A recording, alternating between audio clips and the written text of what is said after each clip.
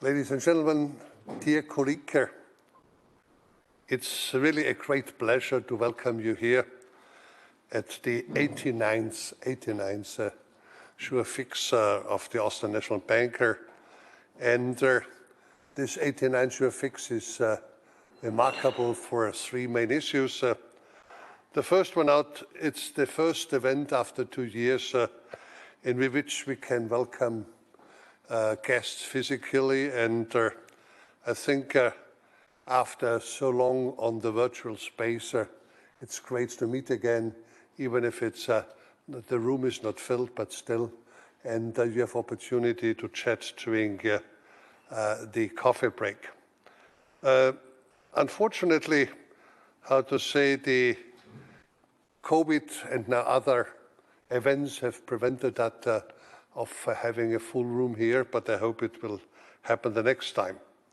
And for this reason, we still continue to have this hybrid format, I think, which has proven a quite effective one, because it allows us to come in if and as we find it possible, but otherwise to listen to it.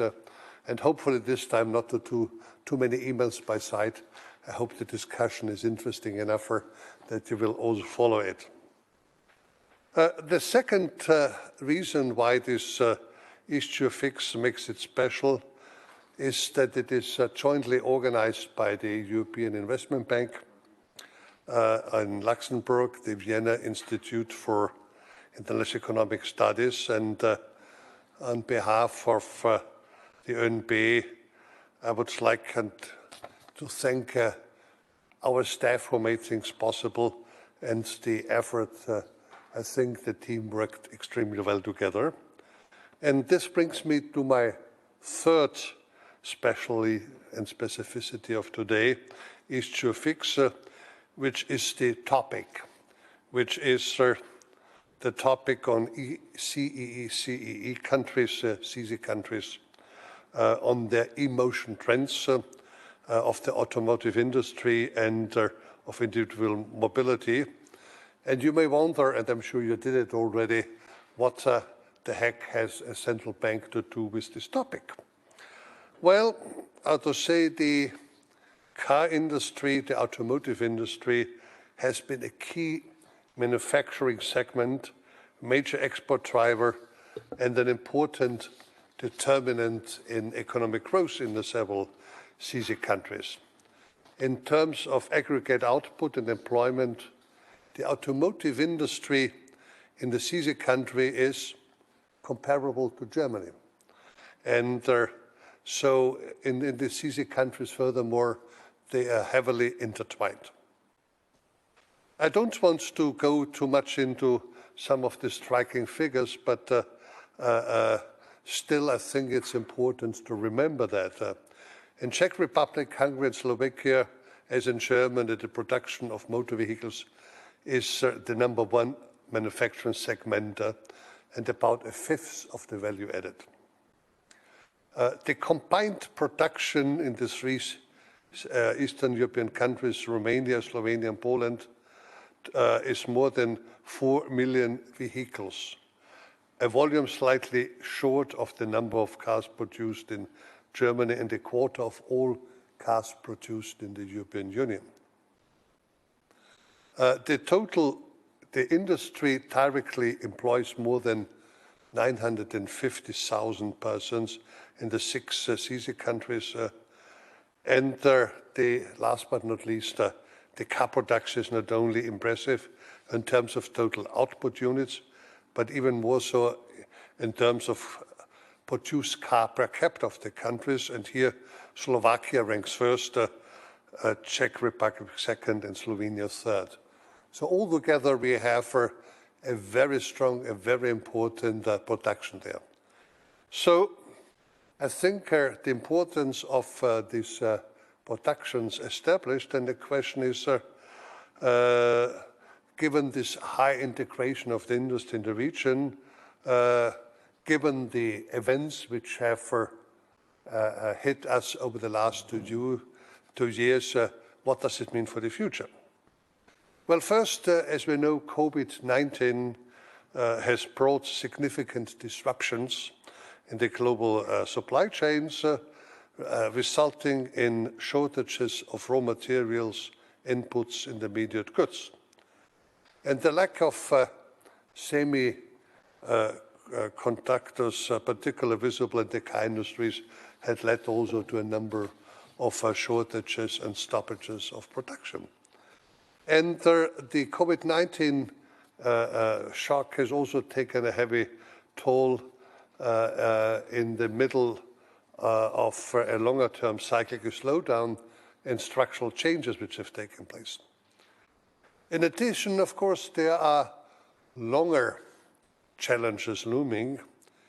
In particular, the global value chain integration of the CESEE car industry has been strongly related to the FDI flows, which can be seen as having lost steam over recent decade, and many CESEE countries are locked in what we may call the middle income trap and generating comparatively little value added. Now, given these unprecedented structural challenges in investment needs, both large potential opportunities, but also serious risks to the others. So against this background, many questions arise. Let me mention in particular three. Is the automotive industry and the CESEE countries ready for these challenges, opportunities and risk? Looking ahead, does it mean for the future of the car industry in CESEE region and also for the individual mobility in the broader sense? And last but not least, which macroeconomic effects does all of this imply for the structure of the CESEE economies, the economic growth, inflation, employment, and financial stability?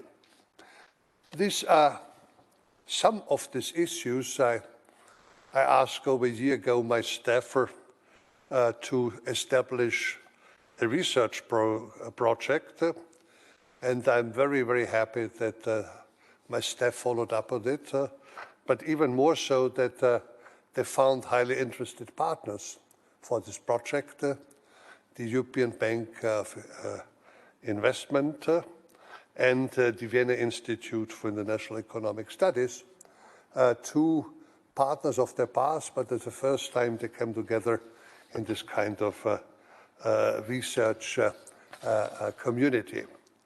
And as a result of it, we have organized this conference also among the three of us, and very happy you are here.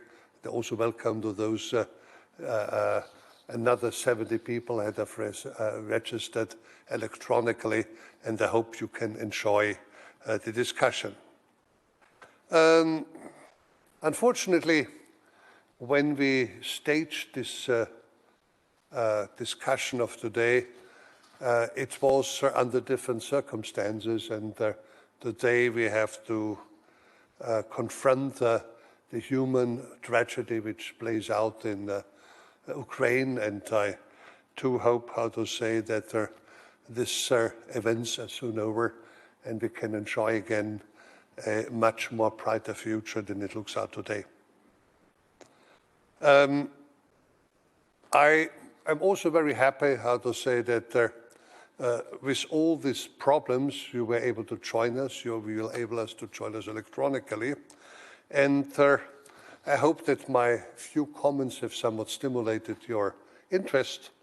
And with no further ado, I would like now to hand over the floor to Mr. Klaus Schmitz, who is partner of the consultancy of Arthur T. Doolittle, who is going to do the kickstart of it today. And he's housed in Munich, not too far away, 4.5 hours by train. And he has a background in technology and innovation practices, where he supports the clients. And he is also, his special interest lies in mastering the disruptive change of digitalization and new mobility clients. And let me finish that he holds a PhD from the University of Bamberg, also close by, and he specializes in information systems. And Klaus, the floor is yours. Thank you very much.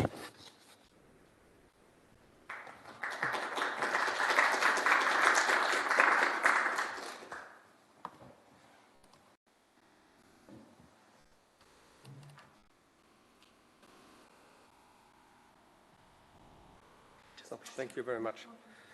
So also warm welcome from my side. Good morning.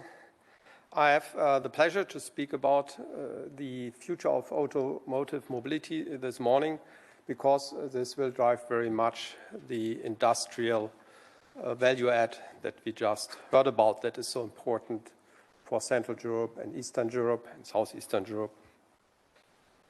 So this future is driven by three things. One, of course, is the mega trends like decarbonization, urbanization, green sustainability. You are all aware of those. And then second, the player strategies, especially the regulator and the politics, but also, of course, the public transport authorities and operators, the automotive players, but also the tech giants attacking. And then, of course, we have the tech trends, AI especially, but also the progress in battery cells. What is the third part is, how are customers looking at this? They have to buy those new products that are in development or to follow those trends. This is what then monetizes the industrial value add. Without that, it won't work. So that is the main focus of my speech today, but reflecting also the two other aspects and interrelating them. And then I also have the honor to be part of the panel, and there we can look a little bit more at the trends as such and the player strategies. So to talk about the customer preferences, we will rely on a study we do from time to time, regularly. The last time looking at 13 global countries, covering the major automotive markets in the world and covering the major trends we talked about, like new mobility and autonomous and electrification and things like that. The study has been conducted pretty much with a focus on car owners, which is important for now, because we want to look at how car owners will behave in future. Will they buy the cars still? What kind of cars will they buy? And things like that. So that's a perfect focus for us here. And we have 4 sections now. One is the initial situation, so the mobility patterns. Where do we come from? Where do we stand? Where do the customers stand? Then autonomous, and especially robotaxis that can have a big impact on the production volume, a very big impact. Then, of course, green alternative drivetrains, maybe the most important topic for today, and then coming to a conclusion. So when looking at mobility, it is very important to have in mind that the major reason for conducting journeys is commuting. So it depends a little bit in which country you live, but 70, 80, up to 90% of the journeys are for commuting. And this needs to be highly valuable, plannable, repeatable every morning. It has to work. And for this, people love cars. That is here clearly the outcome. Remember, we predominantly asked car owners, but we also had some 10%, 15% of people not owning a car in the panel. And so that is a very important thing to keep in mind. And then you have other trips, of course, vacations, business trips, and so on. And you see the car is very important for those. This is where we come from. And why is that? We asked. And globally, when you see some differences in the continents, it's about comfort, independence, reliability, convenience, privacy, things like that. And this is very important. We will see later. Consumers are in principle open to get rid of their car, which regulators would love to see. But those solutions need to match the characteristics of cars in the comfort, independence, reliability, and so on. And there is a big discussion around, will cars become less important? As I said, some regulators, some politicians, societies are striving for this.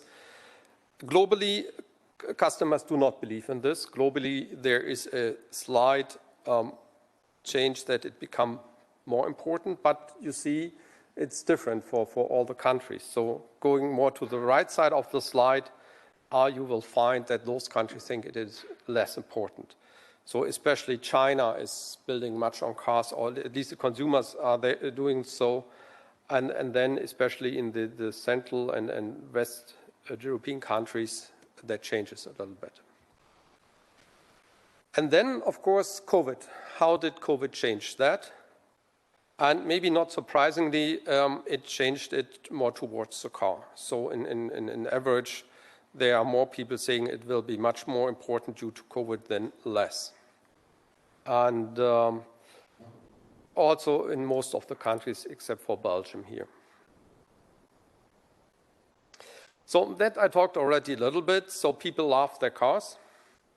But at least if you ask them, they answer, yes, in principle, I would be ready to give up my car. Of course, they are also strong believers in cars, especially in the US. A little surprising. So around 40 to 60% are not willing to give up their cars, which is good news for the car industry. And around 60% are in principle open. They are not really that open because you don't see people giving up their cars, but this is the projection into the future. So this is where we are coming from. This is the situation. So how is this situation or will be changed by the trends? And let's first look at the autonomous driving, because it fits very well to those mobility-related questions. So first of all, there are big barriers to introduce it. Not only technically, I don't need to talk about this here, but also from the consumer perspectives, there are big concerns around data security also in China. This surprises a lot of people. Look at the number here, 36, much higher than in the other countries. And then, of course, safety risks. So would you really jump into an autonomous car? Consumers are not that convinced here and are concerned about safety risks. So it is not something that will arrive automatically, even if the technology will be there. Now, if it's there, what will happen? And we talked a lot about the industrial value add by the car industry. And so what will happen? There will be a replacement trend for the own car towards robo-taxis. We will look at this effect shortly. But there will also be an effect on public transport, because around a third of public transport users said they would like to switch from public transport to robo-taxis.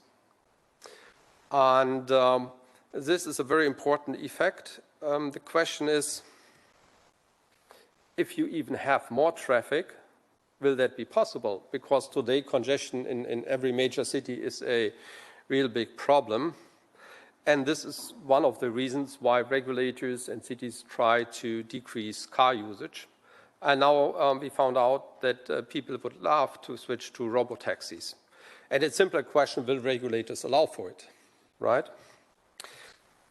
This is why we simulated what will happen when there will be autonomous vehicles on the road. What will happen if they drive in mixed traffic, and what will happen if you have 100% only autonomous cars with optimized traffic rules, because the traffic rules are made for us humans and we have a reaction time that is quite long, for instance.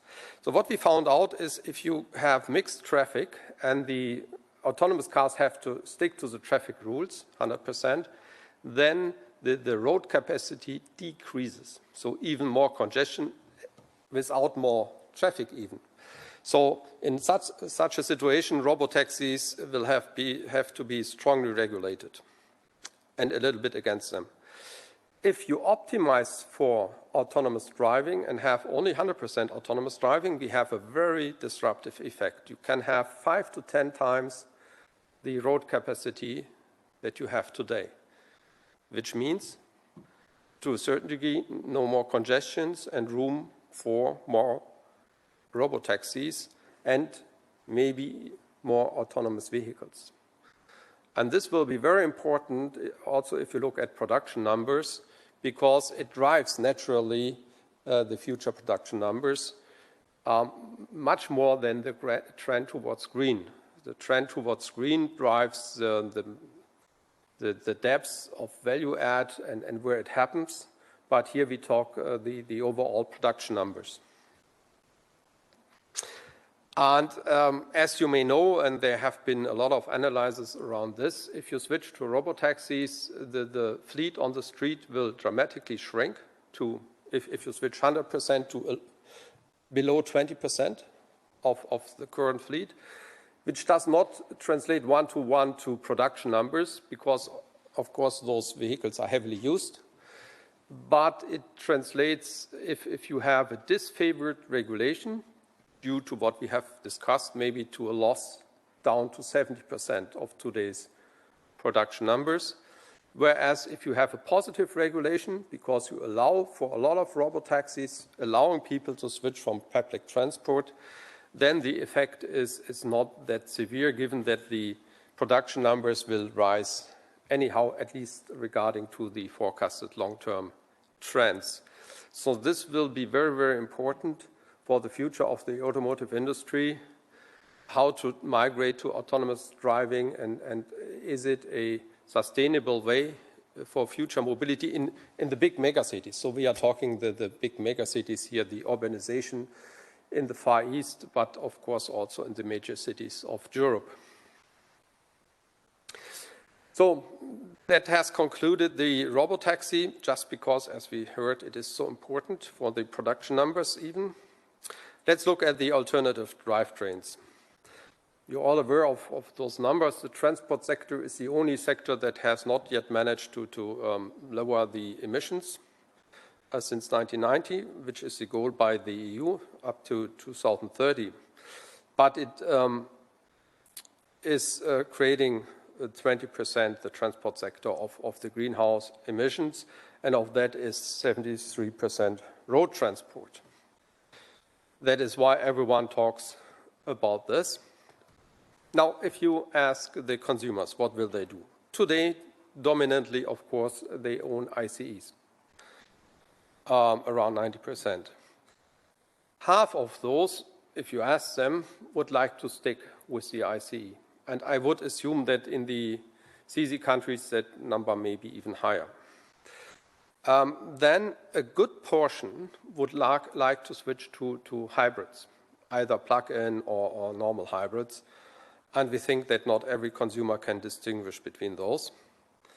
And there has been a lot of discussions whether this makes sense for the environment, yes or no. But I don't want to go into this discussion here, but the consumers love it. And this, of course, is good news for those producing ICE components or vehicles, because it keeps the value creation there. And it may also be a good message, because there may be cell shortage, and you only need kind of 20% of the cells from hybrid than for a full battery vehicle. So it may be a very good transition step, both for the consumers, for the industry, and hopefully also for the environment. Now let's look what is discouraging people from switching to battery electric vehicles. That differs a little bit across the regions. One major thing is limited battery life, especially a concern in China. It has been a long time concern also here in the West. I think it relaxed a little bit, But especially when you look at commercial vehicles, it still is a major issue. You have to do 1 million miles with commercial vehicles, and you can't change 3 times the battery there. So maybe 200,000 miles will be fine for a passenger car, but it will not be fine by far for commercial vehicles, which is also very important if you talk about the CESEE economies and the global supply chains that have to be supported. Then, of course, charging is a major issue all around in many flavors, but for the consumer, it takes too long. If it was shorter, you could use it like filling stations, and as it takes too long, you have all those implications. You need more charging stations, you need them at more places, and so on. And then the operating range, of course, also related to the charging. If this would not be a problem, the range would not be that much problem. Nevertheless, people love range. So with the diesel, you have sometimes 1,000 kilometers. And that's very nice because you don't have to bother.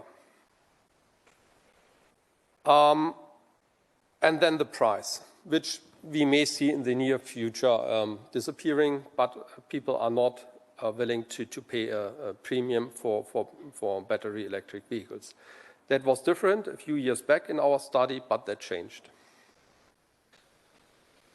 So having talked about the battery electric vehicles, there is obviously another alternative technology. This is hydrogen and fuel cell especially, but you can also burn it in ICEs. And there are strong opponents, some very prominent like Elon Musk, but also there is an organization called Transport and Environment. There are some other car makers, VW for instance, that are arguing strongly against hydrogen and fuel cell cars. And the main reason is the very bad efficiency compared to a battery electric vehicle.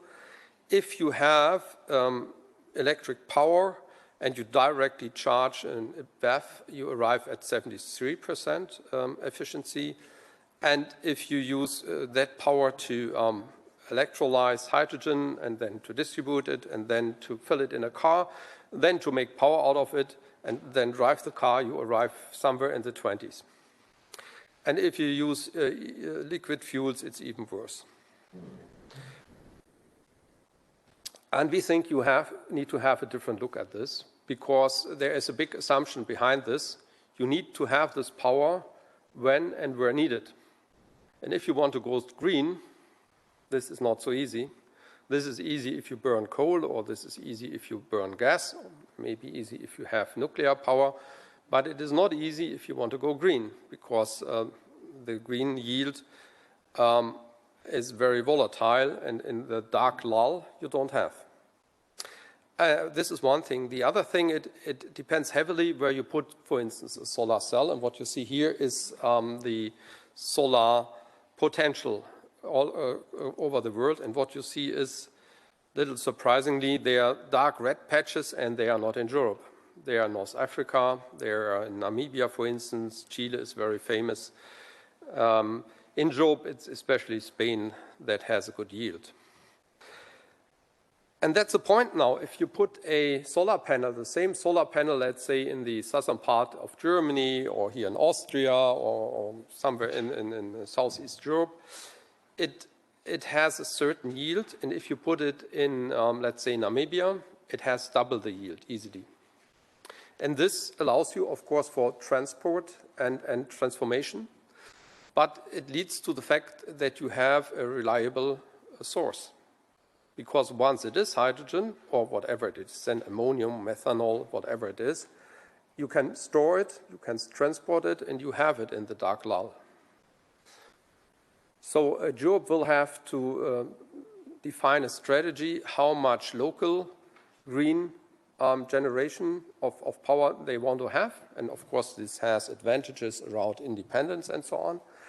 And how much you want to import, because it will be necessary and it may make sense, because we not only have limited sun and wind, we also have limited space. And then it becomes a quite efficient solution. And the other thing is, we need a new efficiency term, because we don't boil oil and gas anymore. Renewables are renewable. So it is not really lost. The panel is still there, and therefore we think you need to have a different discussion here, which has some implications. I will come to this later. So this is a big opportunity for the industrial production, because first of all, this is kindly just evolving. So a good opportunity to jump at this train, whereas battery cells, for instance, the stakes are taken, at least for the current generation of technology. And it's taken by the Chinese and the Korean and the Japanese, no Europeans that much. And then there's a second point. If you want to decarbonize 55% in 2030 to 1990, we have to think also about the existing fleet, because the turnaround of the existing fleet is very low, 7, 8, 9% a year, not more. And even if half of the cars sold would be battery electric vehicles, that would lead to, let's say, 3% change in the fleet per year. We have 7 years left to go, 8 maybe, depends how you count, so you arrive at something between 20 and 30% maximum. And this will never lead to 55, because you would have to have 50% sales battery electric vehicles, and it needed to be 100% green or zero, which is not the truth.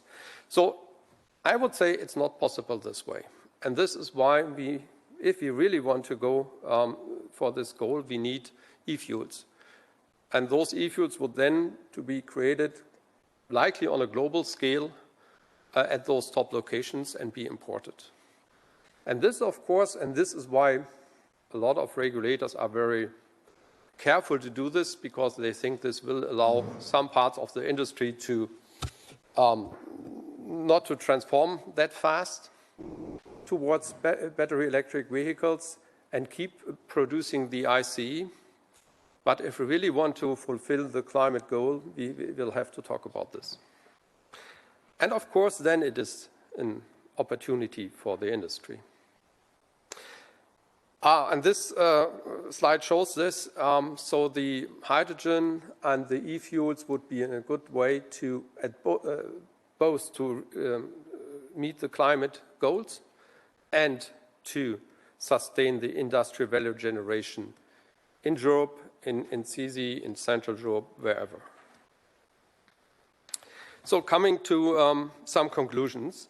So what will the future of automotive mobility look like? It will need to be green. So there, yes, we have other priorities currently, unfortunately. Would love just to focus on green, no question. But hopefully it will come back to the top of the agenda, because we get rid of the other sorrows and concerns and catastrophes. So it will need to be zero emission. The customers are open towards this, but battery electric vehicles will not be enough to reach that goal. We will need e-fuels and hydrogen. It will need to be safe. All those fatalities are not really a sustainable and good way, no question. Autonomous driving, in theory, can allow for this. In practice, we will have to see. But it can only be introduced if this promise is met. It will be very interesting at which level we then will introduce. Is it one-to-one? So the autonomous cars are as safe as people-driven cars. I don't think we should do this then, due to ethical reasons. I think it's better if it's 10, 100,000 times better. And it will be sooner or later. The question is, when will it come? And not going into this discussion, a big discussion in the industry. And then it needs to be smooth, no congestion. And you've seen it depends how regulators will decide in societies. Switching to autonomous driving only will be a big step. But if the autonomous vehicles are, let's say, 100,000 times 100 or 1,000 times safer, I mean, there is little to not to do this, right? So it will also, this will come sooner or later. You may say later, but it will come. And then congestion is not that big problem anymore. And it may even become affordable. The way today for affordable mobility are subsidies for public transport. But robotaxis are really cheap because they don't mean new infrastructure that you need to invest in. And the driver obviously is a big cost factor, which you then don't need anymore. Of course, also this has big implications. Think about how many jobs are driving today. So it means that cars can be a very, very sustainable solution for mobility in the future. They are not seen as this today by most, and it will be very important for the industry and the industry, or the value generated in the industry, to change this. And the societies have, our societies have the choice here. Do they want to further shrink the car, having big implications and not necessarily having gains in the sustainability, or can we combine both, a more sustainable mobility and still a car industry that generates value? So to conclude, going green is mandatory, no question, and going sustainable as a whole, so safety and smooth and all those things. We need refuels for this, e-fuels generated from green energy, and part of this needs to be on a global scale for sure. And when green H2 is available anyhow, H2-based cars will become much more attractive than if you have nuclear power and you just need to store it in batteries. Electrolyzers will then become a big, big market and also a big factor for industrial production. So that, in my opinion, is a very important thing to consider if we talk CESEE countries. We need to build up electrolyzer production there. Then autonomous driving will come, and it will influence a lot if the car is a sustainable solution for the mobility and a sustained solution for value generation in our industries. And therefore, it is important that the car industry, the European car industry, wins the digitization, the software, the autonomous driving battle, and of course the electrification and hydrogen battle. It will be very important, very decisive. So cars can be an ideal sustainable mobility solution if the society allows so, and the industry wins those 2 to 3 battles. This as an impulse for our discussion today. Many thanks.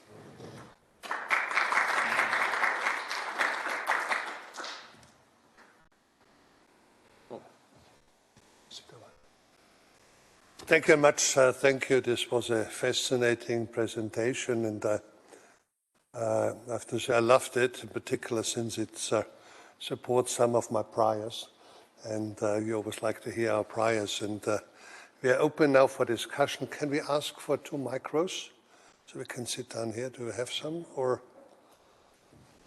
is this yours? Okay. In this case, I stand here. You sit down there. It's okay. No, I will use this. Oh. That's it. It's over there. Thank you. One for me. Thank you.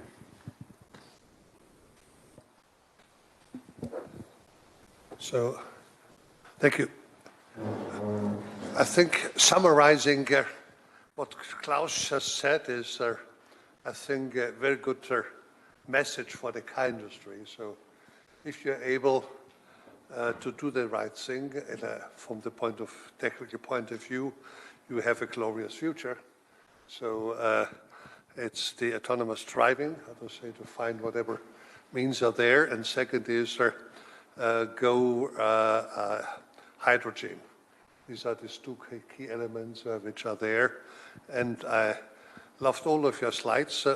As always, too many slides to get them all, understand them, but I love the slide on the production capacity of hydrogen because,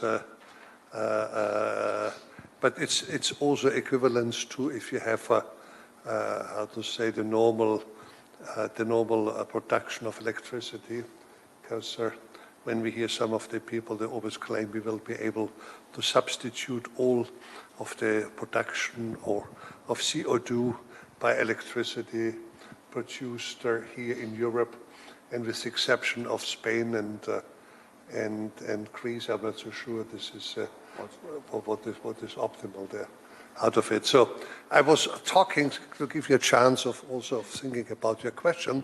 So please, we already have for a few hands up, please.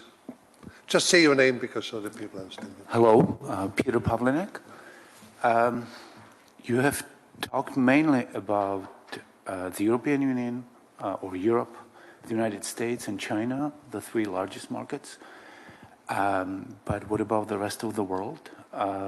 You know, if you think about the future of mobility in places such as India, which will be huge, it will be the most populous country in the world in several years. If you think of the entire Latin America, Africa, which will have close to 4 billion inhabitants by the end of the century, obviously the transition will be very uneven, but what do you see in terms of the future of mobility for these less developed countries that will not have resources, they will not or still don't have the regulation, and obviously will lag behind these three markets you have been talking about? Yes, a very... Do you want to have more questions together, or do you want to answer one by one? Like you... Okay, let's try. I prefer so. Okay. We have Madame Wirtz, and then the channel over there, and then you. Okay, thank you. Yeah, thank you. I would like to add up on Petra Pavlinek's question, a question from the chat that also refers to the more global view. Andreas Breitenfellner says that the problem with hydrogen from southern countries is that there are a lot of alternative uses for it: steel, concrete, aluminium production, etc. And I would also like to add a personal question, if possible. You said that that there's a lot of new things in your talk, which I appreciate to know now. But you basically, the punchline was that the car is part of the solution. However, what you didn't touch upon was the costs of producing cars, and the issue which remained a bit unclear to me in your speech was the issue of space. You said that we do have problems of congestion, so I don't see how you square this individual mobility with cars using, also when they are not running, they use a lot of space in our cities, and they use a lot of space in terms of roads, etc. So how this should be part of the solution. Thank you. Okay. So maybe I take those three and then we can continue. I would start with your question. So obviously that of course is a very good question. So I think India has the opportunity to follow China, getting or is already to a good degree a major car producer itself, and having to decide also on alternative drivetrains. China always wanted to get beyond the ICE for competitive reasons, not for climate reasons, I think. And India also has a big pollution problem, and I would see them more or less on the path following China. The other two regions you mentioned were Africa and South America. Africa is mainly an importer market for used cars. So they kind of follow the more developed markets.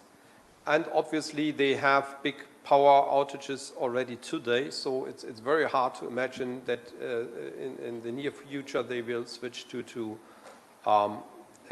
electric cars. They may easier switch to electric micromobility, which already see some trends. And likely the hydrogen discussion, therefore, may become also very important for them. If we produce hydrogen in Africa, it obviously makes those countries richer. We have seen with the oil that can be a problem too. But the good thing with hydrogen is you can produce it everywhere. And oil you have or you don't have, that's digital. And South America, is in between a little bit, in between Africa and India. So maybe they are trying to build also car industry, but don't really have. So depending on used car imports mainly. Then the question, if that answers hopefully, but we can continue our discussion then. On hydrogen, obviously, yes. For feedstock, for instance, and concrete industry, you mentioned the examples. Fertilizers, you will need hydrogen, no question. Our thinking is, and there is a discussion to kind of only give them to those industry, or the aviation industry, for instance, because they can't go that much electric. The thing is, if you produce on a global scale enough hydrogen, you don't have this discussion. You only have this discussion if you make it a scarce resource. And this is what we need to prevent. And if it is economically feasible to produce globally green hydrogen, it's possible. In the desert, you have enough space. So this is what we think we need to try, to have as much as green hydrogen globally supplied that we need for any industry. Otherwise, we need to have this discussion. And then the third thing was the space in the cities. Yeah, very important. So if you go robotaxi, that will become much less an issue. So as I said, the simulations show you will arrive at a fleet that is around 15 to 20% of today's fleet, because cars are not really used that much. And this means they don't have to park, because they are driving, and you have a fifth of the cars you have today. So space is not that problem anymore, and they are not parking, they are driving. So they pick up one traveler, deliver him or her, and then pick up the next one. And for charging or for the night or whatever, they go to big depot somewhere. So that will change a lot. If you don't switch to robotaxis, just have privately owned autonomous cars, still you have more opportunities like sending the car away, no need to park in the inner city and things like this. But the biggest effect you have when you switch to robotaxis. Okay, thanks, Robert. Well, thanks for this presentation. It's very, very comprehensive and a lot of things about. My question is a bit maybe related to the last one. You had a slide that's saying that most people would like to keep their own car. But did you also ask the question what they would like to do with the car? I mean, it's a difference to say, to have a car and I have to drive 5 kilometers to the next public transport station, to go 40, 50 kilometers to my workplace. Or is it that they just want to commute, say, to the workplace by car and so on? So it's not only the number of cars, but also the mileage one has to go with the car. And which also relates then to this sort of robotaxis. Meaning here I wondered what's the linkage to public transport systems in big cities then? So because we have robotaxis plus public transport systems, underground and so on. So what is the linkages between these two?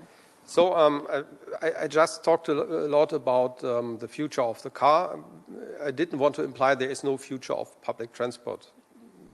But the public discussion that we have is the opposite. It is the car has no future. Of course, both should have their future. And intermodal traffic is very important. And we do, as Arthur did, a lot of work on this. And for instance, in Vienna, we did this project on the intermodality and the app that you have today and things like this. So this is very important, obviously. And in the big cities, you always will have a subway. And think about Tokyo and the capacity that you can realize with a subway in China or in Japan is tremendous. So it is really about intermodality. And the car can play a role here because if you don't have congestion, you may come around building new subways, which takes 20 to 30 years currently in Europe, right? So in most cities, the public transport, especially in terms of subways, is at its limits without possibilities to extend it in the near future. And this is where it plays a role. And the robotaxi can either be a feeder, last mile, or it can be, of course, going longer ranges due to its better capacity on the streets that we have today. And then we'll see how this plays out. And with cities, it's very different. You have Los Angeles, where you have 0.6 cars per inhabitant, and you have other cities where you have 0.2. And this will keep being. So cities look very differently at mobility. Thank you much. I'm afraid now I got indications that we have to stop now, but one thing is no good deed goes unpunished. We will offer your email address so people can contact you for answering future questions. Thanks a lot for your rich presentation, and I'm looking forward to study it in detail. Thank you very much. Thank you. Thank you.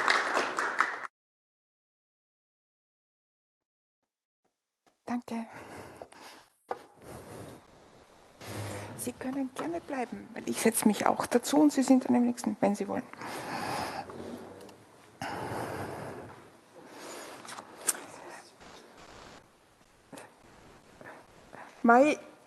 It is my pleasure now. Please, Matteo and Doris, if you want to move up the panel right now. It is just my pleasure now to thank Mr. Schmitz, and he's on the next panel, that's why he is staying, yeah? And to welcome Doris and Matteo. They will kick off the economist part of the discussion and now taking us to the region. They are the authors of this report, and it's recharging the batteries. It will give us a view on how the topic is evolving in the region we are focusing on. We have the comfort that we will hear a nice kick-off presentation for them, which is of course a challenge because you have limited time and people want to be introduced to the discussion. But let me introduce you first. Matteo is a senior economist from our partner institution, European Investment Bank. He is in charge of banking sector trends, macroeconomic and climate risks. But before joining EIB, he was following a private sector career, and he had several roles in UniCredit Group and Bank Austria in Milan and in Vienna. He was also working for the Italian think tank Prometea. He's the author of 3 books, especially on Central Eastern European economies again, and he's a lecturer at Master Aceri at Catholic University in Milan. Welcome, Matteo Ferrazzi. It's a pleasure to have you today with us in Vienna. Doris Hansle-Weiss is a very known face and author on Slovakia and Eastern European economies. She works at the other partner institute, which is very important today, is the Vienna Institute for International Economic Studies. The director will take then the chair of the next panel. She is a graduate from the economics from the WU Wien, University of Economics and Business Administration, has been working with the institute for more than 20 years. She's a country expert for Slovakia. Her research focus is on industrial structural change and sector analysis, and the research topic is automotive industry.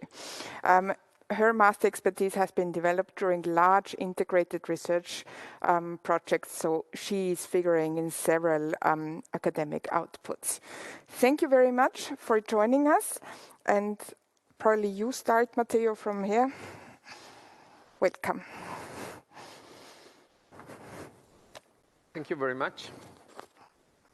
Thank you very much for the initial presentation, but especially thank you very much for the collaboration and the cooperation that brought us to write the report on the automotive sector. It is very, very important for the region, as we heard already. So we are presenting the report, and this is also the basis for the discussion with our colleagues that are invited to discuss the report. So we start from some considerations in general about the automotive sector, and then with Doris we will focus on the region, and then we will have another occasion later to speak about the challenges, the specific challenges for Central Eastern, Southern Eastern European countries.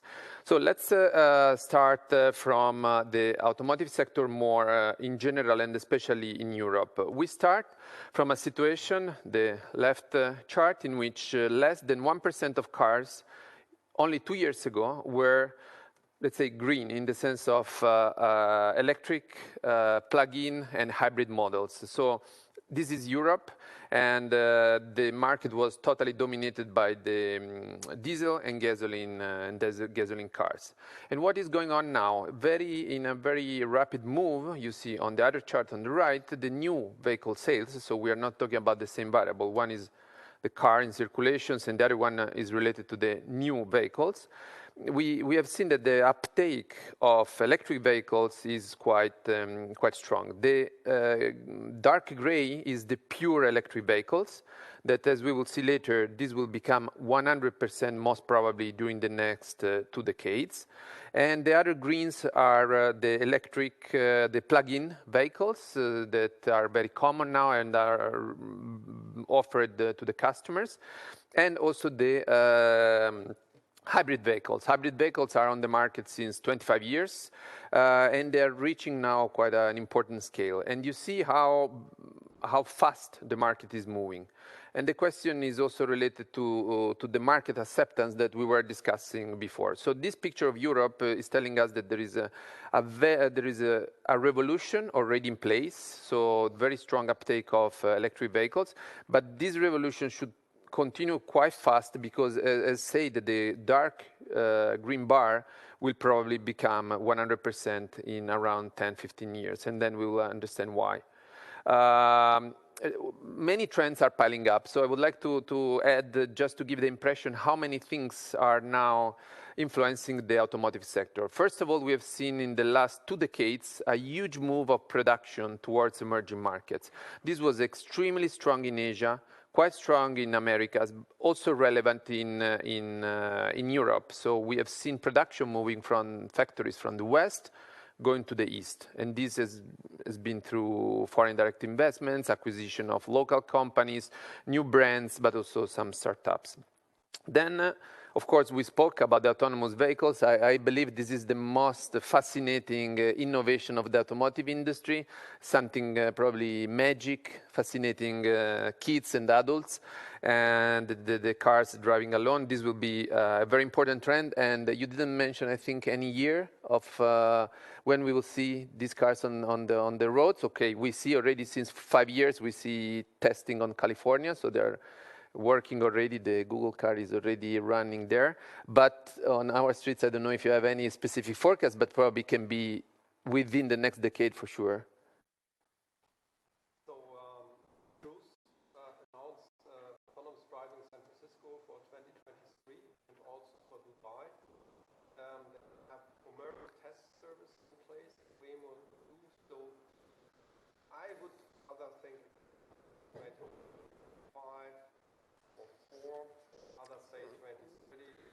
Okay. So I'm very happy. So 2025 or 2026, we are talking about a few years from now. So you see that is another revolution that is on top of the electrification. This is really something that will change our habits. And then we have seen that how important is the shared mobility and the connectivity. Now cars are like computers on wheels.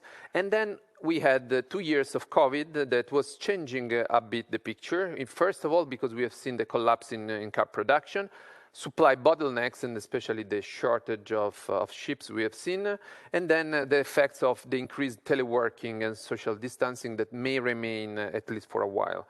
Now, another challenge is related with the war and the supply and demand factors. Our report is not focusing, of course, on the wars because these are more recent events, but still today we will touch upon this and we will try to discuss few features, especially with our panelists later on. On top of this, the role of regulation is particularly relevant. We have seen the consumers' acceptance has been quite high. They are buying electric cars, but we should understand that this is also true because there are some incentives first and some regulations. So I start from the bottom of the page, in which we see some countries that are expecting to phase out the sales of internal combustion engine cars during the next years. Then there are also the upcoming Euro 7 pollution targets, but especially the big change, the fact that it's changing the picture is the Fit for 55 package of European Commission presented in July 2021. You know the targets of EU to reduce CO2 emissions, and this target was increased last summer to minus 55% by 2030. And the key sentence is this one. So all new cars registered will be zero emissions in 2035. So this means that the only way to get this is to have fully electric vehicles, so not plug-in, not hybrid vehicles, fully electric vehicles. New car sales will be only full electric vehicles by 2035. First of all, here we are not touching the vehicle park, so the cars in circulation, and this was touched before. And second, we will see if there are other technologies that can step in, but at the moment this seems quite difficult because there are a lot of investments going on the electrification. So that's why we see this revolution, because it is also very much driven by the quite strict regulation. This means that de facto ban of fossil fuel engines during the last years, after 120 years of production, improvements, and development of such technology. So that's why it's something very important. And what happens, all the main players you see here, they are announcing new targets in electrification. Many of them, they have 100%. They say that in 2030 or 25, they will be 100%, they will go 100% electric. And the other relevant point here is that many brands are saying that their targets in Europe is higher than at world level. So we are back to the previous concept that Europe is on the lead, also because of regulation, and the main players are saying, yes, we will immediately go or very soon go 100% electric in Europe, and maybe some years later in other areas of the world. And especially here, the question is, what will happen in emerging markets? There are two very relevant points in this transition. One is batteries, and the second one is charging points. That is the main concern of consumers. Batteries, there are some factors. First of all, the price. You see that these two charts are having a very different scale. The left side is telling us what happened in the last 10 years, so a huge drop in the battery prices. We are still expecting these for the future, but not so strong. So we will see battery prices going lower, but at a lower pace. Battery prices are very, very important. They are around 30% of the weight of a car, and between 30 and 40, 45% of the price of a car. So you see that this is something similar as it was before the engine for the combustion engine. So this is having a key role, very important also for the price of the car, and 50% of the price of the battery is due to the raw materials. So here we have another topic inside. You see this map on the mainly planned gigafactories. Just 3 or 4 are operating now, 3 of them in Central Eastern Europe, in Poland and Hungary more specifically. And this is, so there are around between 35 and 40 projects for the next few years to open up gigafactory to produce batteries, because the market, as said, is totally dominated at the moment by Asian producers like Korea, China, and Japan. Just to give you the impression how the market is evolving, a few days ago, Volkswagen placed I think 5 days ago, Volkswagen placed an order of $14 billion for batteries at Northvolt. So just one player is asking for such amount of batteries. This tells you how much they are pushing on the topic. And the same Volkswagen, a few days before, announced the creation of 6 more factories. So this is something very, very important and a key driver. The other point is the charging infrastructure. This is in the mind of consumers because it's something very important. This is a map of publicly available charging points. The red are the fast chargers, so you can easily charge your car when you are having a trip, and the blue ones are the normal ones. Here you see that, first of all, the current numbers is rather low, 225,000 charges today, versus a target of 1 million in 3 years, and 3.5 million by 2030. So there are some ambitions that are quite important. But the other aspect of this map, I think the most scary one, is how dishomogeneous it is. You see that in the center of Europe, you see a lot of chargers, but this is not the case in the south of Spain, in the south of Italy, in Greece, and also in Central Eastern Europe. So we are used to speak about Central Eastern European countries as producers of cars, but as we have seen, the regulation will push them to also use electric vehicles, and there are not enough charging points now. So we are in front of a divide with South Europe and Central Eastern Europe that are having less charging points than the North and West Europe. And this is something that should be addressed in the future. One more consideration. We put together a few considerations about the war. The topic will be touched later. Just a few numbers to set the tone. So first of all, the importance of Russia as a market. Russia is an important market, by the way. 1.7 million cars were sold in 2021. Around 1/3 is due to Renault that is producing there. Renault is the most exposed player there, and they have 40,000 employees in Russia, and Russia is accounting for 10% of their business. And you see that Russia is also importing 6.6 billion of vehicles from abroad, despite there are many factories of various players like Nissan, Mercedes. So these are the sales of new car in the market. And the production is also very relevant. 1.6 million vehicles were produced last year in Russia. And you see, again, Renault is not only the major player in terms of sales, but also in terms of production, because it is the major, it is having a majority stake in Naftovats that is producing the famous Lada. And then there we will see for sure further disruption in the supply chain, because Ukraine and Russia, but especially Ukraine, they have a very important role in some material, in some pieces that are very important for the production. So at least in the short term, we have seen many players that are having problems in producing cars, and they had to stop production these weeks because they were not receiving the materials from Ukraine and Russia. And regarding the materials, there are some relevant materials like palladium, nickel, and aluminum that are very relevant, especially nickel, in which Russia and Ukraine are very important players. So we will see shortage and price increases, and would be a topic for discussion, I hope, later on. On top of these are the very direct effect. On top of this, I think there is a general uncertainty that is coming on top of 2 years of COVID that is for sure influencing the market. This, you see the global production of cars in the world on that side.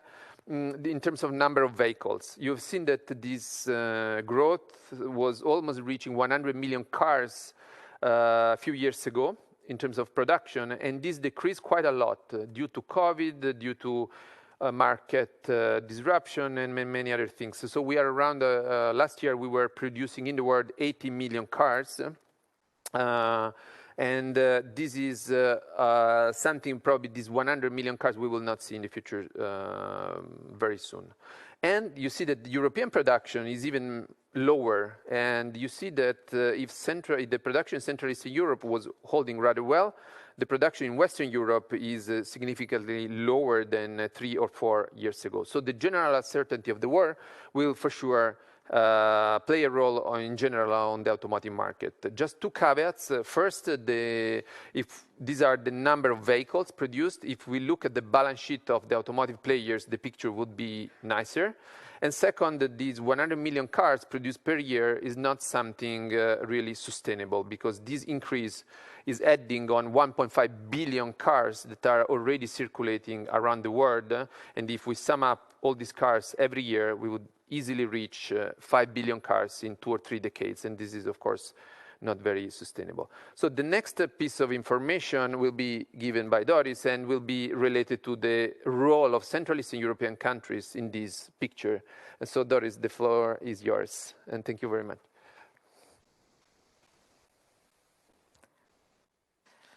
So many thanks for this kind introduction, both of you.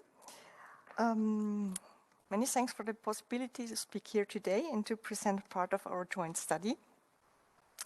I will now turn to the automotive sector in the Central, East and South European countries, and I would like to make 3 points.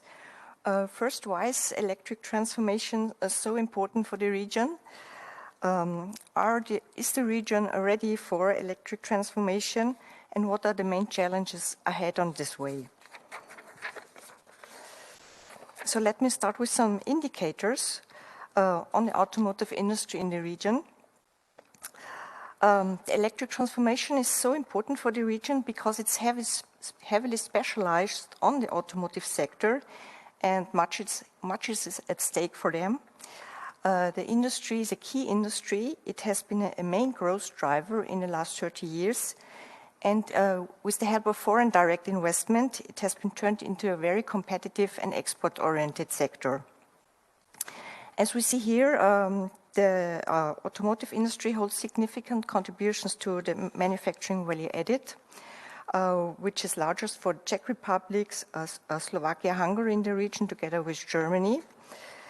And all these three countries are hosts to large original equipment manufacturers from Germany, with Volkswagen coming to the region as a front runner after the collapse of communism, and now Skoda and VW Bratislava are the largest producers there. But also FDI from other countries came to the region, such as Suzuki to Hungary, or Hyundai and Kia to Czech Republic and Slovakia. You see also that the automotive sector is important in North Macedonia, Romania, Poland and Slovenia. Here it has smaller shares. It's not the major industry there, but still it's very important. The vital role of the automotive sectors can be also depicted by the share of automotive exports in total exports. And we see here again that Slovakia has a very large share with 34%, but also the Czech Republic, Hungary and Romania, here the share of exports is above 20%. What you also see here in this slide that you can distinguish automotive exports into this nice revised three-digit industries, which is motor vehicles, bodies for motor vehicles and parts. And here you see that, for example, in Slovakia, motor vehicle exports are the most important, while, for example, in Romania, car parts exports play a major role. So where are these exports heading to? We often hear about the strong integration of the Central and Eastern European countries into global value chains, into German CEE auto supply chains. And in fact, there are strong links between the Central and Eastern countries and Germany and the EU. So here we see the motor vehicles exports by region and the important share of Germany, the important share also of the EU, which takes about 80% of motor vehicle exports. And also a small remark on exposure to Russia. We see here that Slovakia shows the largest exposure with some 3.4%. Of course, this also depends by individual countries, companies, which might differ. Looking also at the export structure for the parts, we see here that Germany holds even a much larger share, which is about 40%. Also, the total EU exports are higher with 90%. And again, the look at the exposure to Russia, it's a little bit smaller. It's a little bit higher with 4% in Czech Republic and Romania. One should also not forget the import side. The region, as small open economies, are dependent on imports. Linkages with Europe again prevail, but as we saw last year, even one product may cause disruption to the supply chains, as can be seen in the case of the semiconductors. So let me now turn to the question how far transformation to electric vehicles has proceeded. Are they ready for this transformation? Overall, the electric revolution in Europe started in 2020, spurred by European regulation, and automakers were eager to revise their production programs and to announce new electrification plans and strategies. And also the car makers in the East presented their investment plans and spurred production of hybrid and electric vehicles.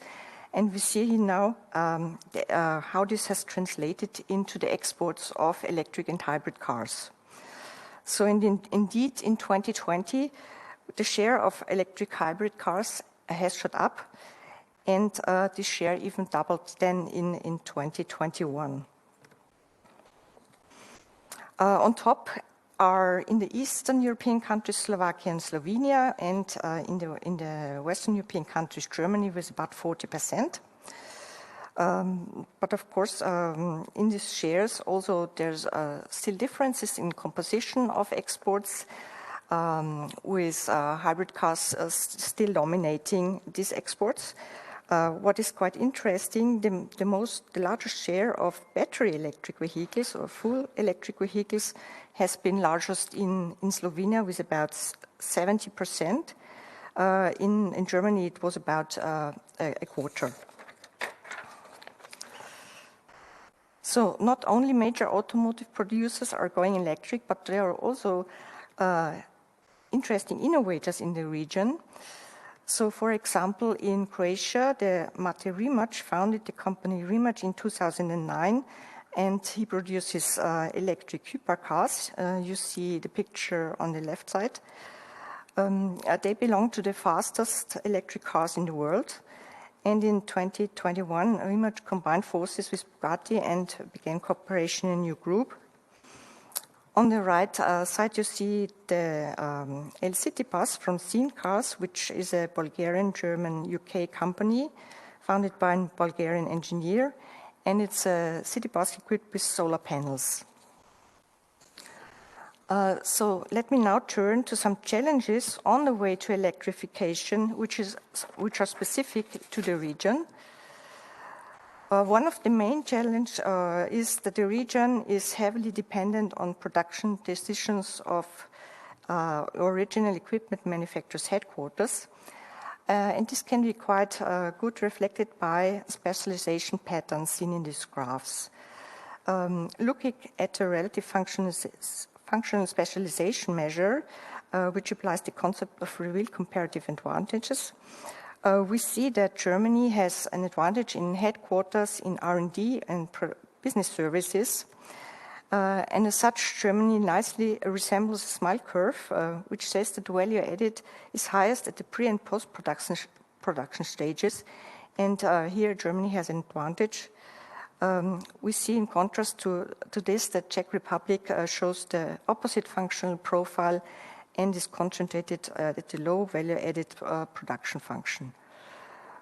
However, what we also see here is that there is a trend towards the right direction, also quite small, but still visible, some increase in R&D and some decrease in production seen in the Czech Republic. Let's take a closer look also at innovation, and here at patent data in the transport sector.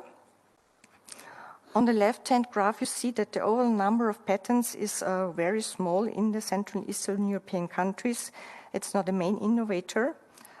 But we see also a small glimpse of hope in the right graph, looking at the relative specialization, and here some more positive picture emerges. That here almost 20% of patents in the region in the transport sector are related to electric vehicles and electric vehicle charging stations. And this specialization is higher even than in North Europe and in South Europe. Let me come to my last slide, which looks at recovery and resilience funds. The recovery and resilience facility funds are a good opportunity for the region to support green issues. Even there's an obligation to spend a minimum of 37% of funds on green investments. And this is also, it also has the opportunity to support the transition towards electric vehicles. This can be done by the means of electric vehicle purchase incentives or by building alternative fuel stations. However, we see in this graph that the Central and Eastern European countries devote only a small share of these funds to automotive and supporting infrastructure. And with Poland, this is about 5%, which is the largest share here. Why is this the case? That already now the incentives for purchase of electric cars are available only in half of these countries in the region, while they are already prevalent in the West. So let me sum up.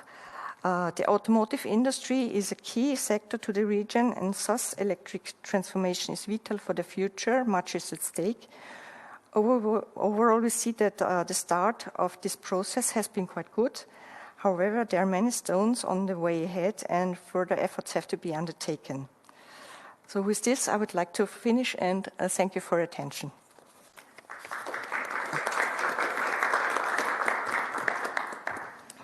Thank you very much, Doris. Thank you very much, Matteo. I think this is only the beginning and everybody should read the full report. Thank you for this. I would like to hand over directly to the next chair in view of time progressing. And Robert, I think everybody who has a burning question will ask it in your panel. Yeah? Thank you very much. Yeah?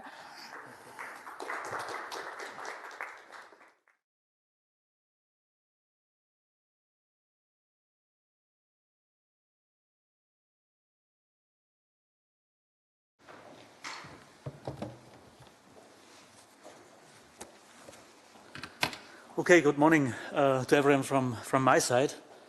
Well, first of all, thanks a lot for inviting me to chair this panel, and of course of inviting us for this cooperation in this study on the automotive industry together with the European Investment Bank and the Austrian National Bank.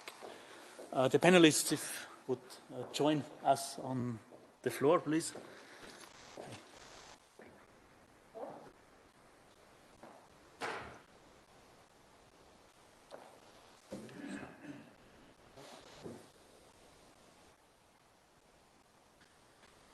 Okay, wow, this is a topic, isn't it? Meaning everything, as a trained economist, everything I've learned in my studies and in my lifetime as economist culminates or seemingly culminates in this topic, ranging from consumer behavior, reaction on prices, changes in consumer behavior, firm strategies, technical issues of energy production, energy allocation, how to distribute the energy, how to produce it environmental friendly in a sustainable way, global supply changes, global supply issues and probably disruption of it. Well, as we heard in the last presentation, country and regional dependencies on this automotive industry, and a bit of what we heard already on what should be the role of public policies, say country-specific public policies, and particularly also EU policies.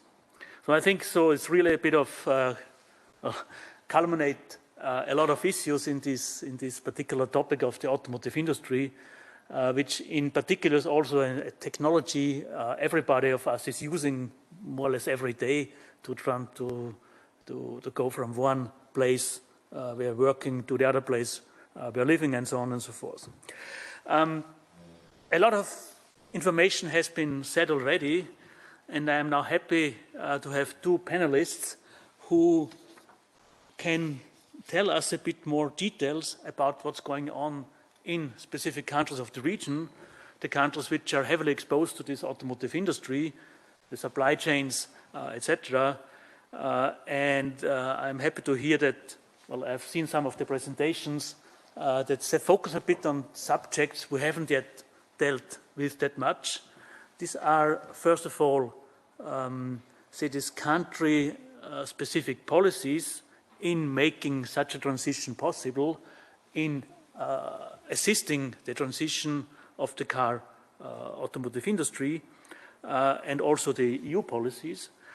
And second, a thing we haven't touched much upon now is the role of foreign direct investors in the region who has a particular decisive role in what are their strategies, not only for their own companies, but only for the subsidiaries in this region. I think some of these things will come up now in the presentations. Together maybe also with the most recent and worrying topic of the supply chain disruptions because of the Russian aggression against the Ukraine, and we might have hear about something on that as well. We have two distinguished speakers. The first one is Michael Ruby. I hope the name is correct. He studied at the Škoda Automotive University in Prague, I guess, and he focused in his studies on green economies and sustainable consumer behavior. He's now heading for a PhD position, and I'm sure he will give us a lot of insights into the automotive industry and the challenges ahead for the Czech Republic in that case.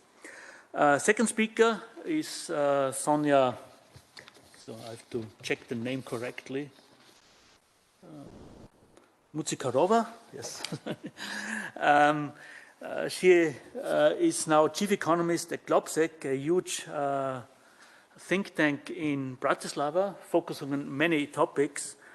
She has worked on the European Central Bank, for OECD, for the Slovak Ministry of Finance, and did her studies at the University of Kent in Brussels and also in the US.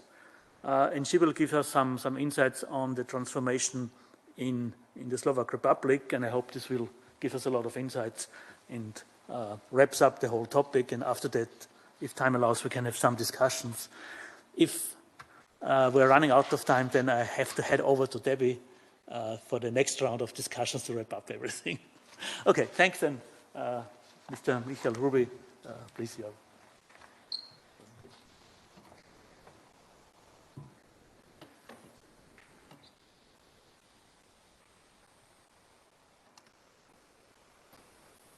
Great, thank you very much. I guess I can begin. So once again, thank you very much for inviting me. I'm happy to share our Czech perspective on automotive and e-mobility trends.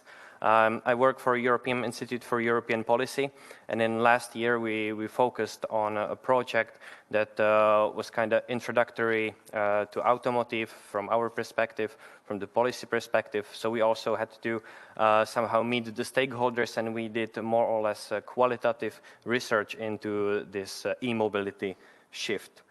I will start maybe with some I would say a reminder about the importance. So as we've already heard in the previous panel, we have automotive as, let's say in this case, let's say set by the NACE C29 category. We have around 5% of the total GVA of our economy evolving around the last years. And it is actually divided around 50-50 to suppliers and also the final producers of the motor vehicles. When we have a look closer at the development, on the right side, we can see that clearly the manufacturing itself was quite like a driving force behind the growth of the total manufacturing. But of course, we also see on the left side that let's say that the fluctuation of the year-on-year changes was a bit higher, a bit more pronounced. And I would just like to mention that in the 2006, 2007, and 2008, the growth was quite substantial because in Czech Republic, it was not only Škoda, but by that time, also the concern of TPCA was building the capacities and building the production. So actually the drop in 2009, where Škoda produced like 100,000 cars less, was, I would say, a bit covered by the growth of the TPCA concern. But of course, even before COVID, we see that in 2018 and 2019, then the gross value added a bit stagnate, and then of course COVID came and it went down, as we all know. To focus on also not only gross value added, but also on the labor costs now, let's say talking about per employee indicator, we see that here we have also like I would say a bit of a cluster of the CEE region, and we see that the dark and the bigger size of the points actually signs a slightly higher ratio of the gross value added to labor cost, where actually Hungary was on the top from our, let's say, for example, V4 countries. And from the perspective of another indicator about business enterprises research and development expenditures, we see that now the countries that I talk mostly about, the V4 countries, are centered, let's say, usually spending quite high proportion for the automotive itself, while Czechia and Hungary do also spend quite, let's say, a significant amount when you compare it to the local GDP. And just last graph now to show, and it is the development of these spendings throughout the time, where we can see that Poland was slightly catching up because they started at lower base, but otherwise the V4 countries were, I would say, smoothly increasing the R&D expenditures on automotive. And now this was just how to, I would say, repeat some basic statistics about the importance of automotive. And now we get into the research that we've made, and it's more or less around both the consumption side of how we shift to e-mobility, but also how are we able to build the proper infrastructure for that. So as it was mentioned in the previous panel, in Europe, there is now, at the end of 2021, it has been around 1.6% of electric vehicles in the total passenger fleet, but in Czech Republic we are still lagging behind this, around 0.25% in this fleet. And actually for such amount of vehicles that are chargeable, that we can plug in, we have, I would say, quite sufficient infrastructure built. But as we, of course, count on growing these numbers of chargeable vehicles, we will also need to, let's say, maybe allocate more to build the infrastructure. It's very important that in Czech Republic, compared to a lot of other countries, in Czech Republic 2021 has seen a decrease in the growth, so a slower growth in 2021 of BEVs. And of course, they were mostly registered by companies, so not really surprising, but of course, from 90% the BEVs were registered for companies. But otherwise, when we talk about registering all other cars, it's usually that 40% of our registered cars are imported and in the used cars. So we have actually very high average age of cars. And as we've heard in the introductory discussion, it will not be only about increasing the share of electric vehicles, but it will be also a question about what to do with the old cars and how to increase the share of e-fuels, because we will stay a bit longer with the used cars. So then the question is, of course, if the consumers are not having the purchase power to afford electric vehicles, how to lower the emissions in some other way. So we also checked a used car market in Czech Republic, and of course it's also not really matured as one would expect, and the prices are still, I would say, quite high even for a used car market. The problem is that, of course, as we've heard, consumers are not always believing, you know, in the quality and in the, let's say, a condition of batteries. So there is a lot of problems when we talk about used battery electric vehicles. And unfortunately, if we see the shift in Western European countries, and we see that they are shifting to e-mobility at much faster pace, the question is what will happen with these old cars once they will be probably imported to countries in the CEE region. Now, to talk about a bit more about financing this transition. I have to say that we see, of course, a significant allocation of funds, not only by the Recovery and Resilience Facility, but also other multi-annual financial framework funds. Example would be Operational Program of Transport, which has now allocated more than 5 times the allocation that was in the previous 2014-2020 framework.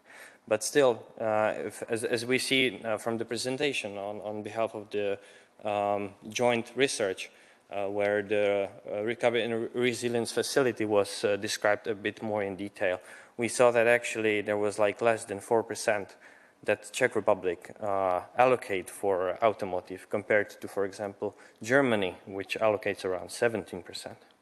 So we see that in countries, even in the V4 countries, some are focusing a bit more on the battery production. So the question is, we've seen that a new gigafactory has been announced just a couple of days ago in Spain. What can we offer as a Czech Republic to actually get such a gigafactory in Czech Republic? And in this case, an example to compare would be Hungary, which joined the European Battery Alliance last year. There have been many state aids targeted at the battery production. So the question is if we will support the battery ecosystem as well. And now the 2 slides just summarizing a little bit what the stakeholders' opinions were. And to start with, it's important to mention that in all our industries, we miss a lot of people. And of course, if we want to shift to products with higher value added, we also need to have some upskilling and reskilling, because we will see probably some spillover effect between actually the automotive as we used to know it and the automotive of the future, which will be more based on energy and energy sector. And as it was already mentioned, from the perspective of these decisions about production and what types of production to do, for example, in Czech Republic and where to allocate the rest, these are always, let's say, the headquarter level decisions, and we have a very high rate of foreign control, actually. Another, I would say, very unfortunate thing to deal now is the horrible war in Ukraine and how it also will affect the global value chain. And we see that we have very strong linkages to selected countries. And of course, when we talk about Russia and Ukraine, it's mostly about metallurgy and things that were also used for the semiconductors as neon and other materials. But then, of course, from the perspective of computers and new technologies, it is also China that we have to think about. So this is about some of these threats that are actually in front of us. And we've changed a Czech government, let's say a couple of months ago, and the past government was not actually favoring very much this electromobility transition. And even in the official governmental framework, the rumors were, I would say, very negative about this transition. So now it's the time that actually we should seize the momentum, and we should, let's say, set a better pace, a better direction from the government as well. So we know that Europe in general would like to set the course to become, let's say, not actually, let's say, able to supply all the raw materials, but still to somehow increase the raw materials and their mining. And we have, in Czech Republic, we have 2 projects, Synovec and Kvalitica, that could also be very beneficial when we talk about the battery industry. And now there are some projects which are in the process of development about R&D in battery production and also recyclation. And then coming from Czech Invest, also a Czech battery cluster initiative that could be started during this year. But all, let's say, about the policy side that we now have to focus on is the Czech EU presidency, which is starting in July.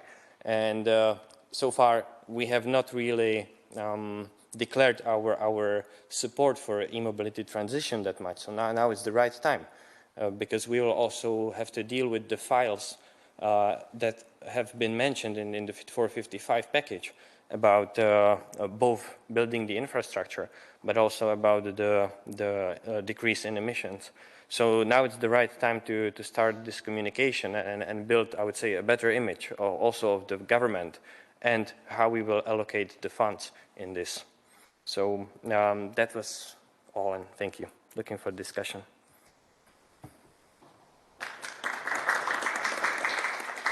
Okay, thanks for this insights from the Czech Republic, and also showing a bit the difficulties to bring the challenges to the floor and to bring it ongoing. Next presentation is on the Slovak Republic. Thanks for coming and looking forward to the presentation. Thank you very much, Chair, and thank you very much to Michal for these interesting insights on the Czech Republic, and also to the organizers for organizing this timely and relevant conference. I'm very happy to be here. I will focus on the key findings of our most recent study that will focus more on the production side and on Slovakia in particular. And this study is to a great extent a reaction to the fact that 74% of Slovakia key export markets have announced internal combustion engine vehicle ban by 2035, which is huge. It is a major game changer. So we, as a part of this research, we have been exploring a little bit what would happen in different scenarios, what would happen if production doesn't undergo the necessary transition, if it doesn't adjust, and also on the upside, if it shifts to the sufficient electric vehicle production to satisfy this substitution and this demand, and to keep its market shares. So this study is a part of a larger initiative that we have as Globsec. It's called Autofocus Slovakia.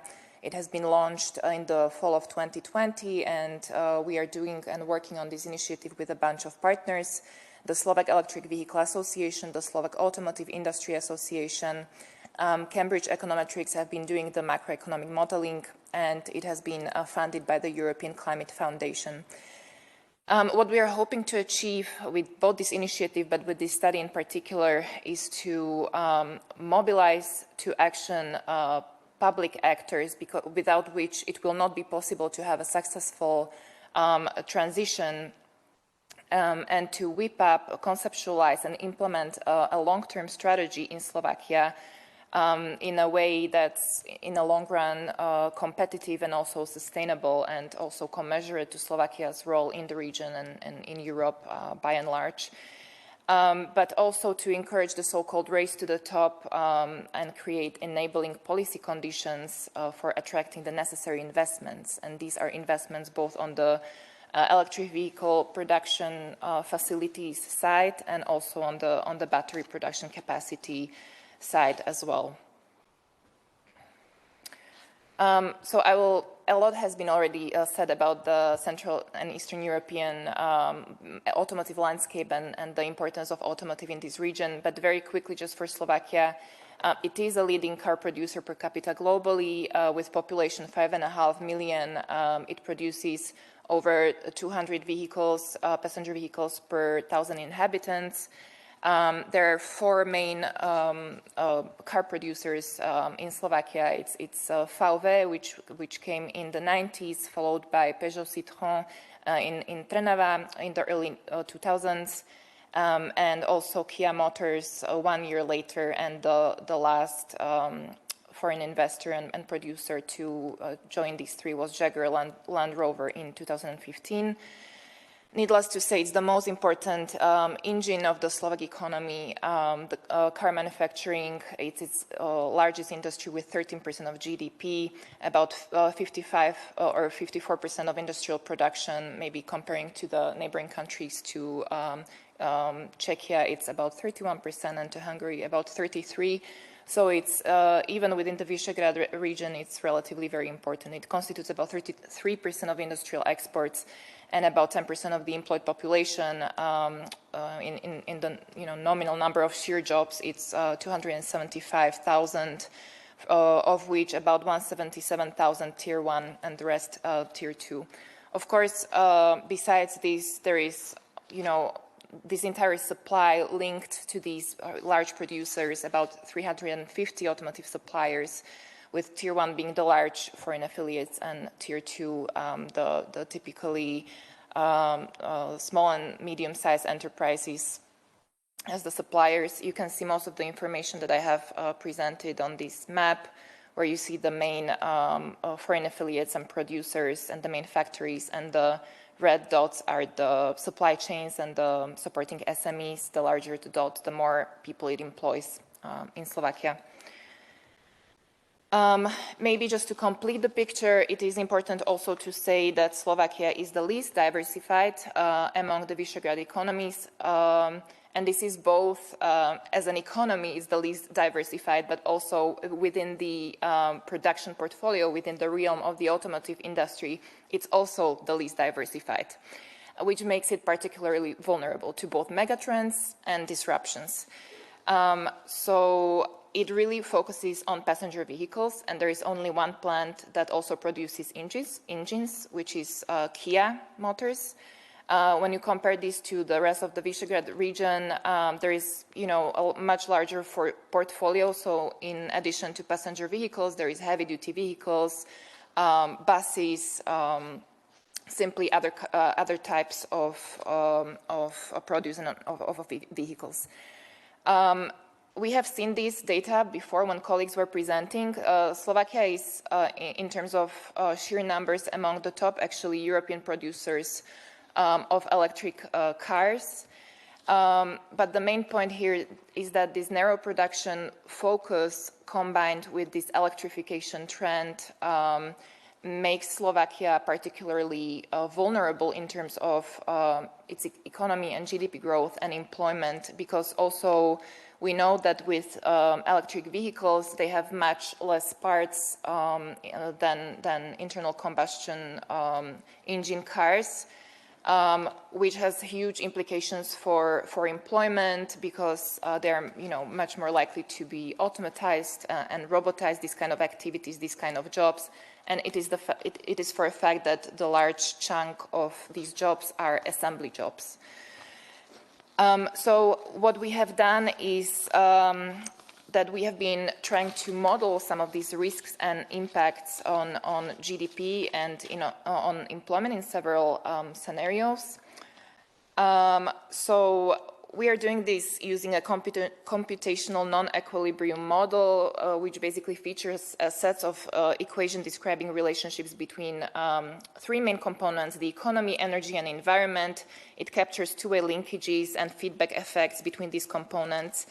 Basically it is used for scenario running, with making some assumptions about the future. So we have really taken it at a face value that 74% of Slovakia's key export markets would really phase out ICE vehicles by 2035.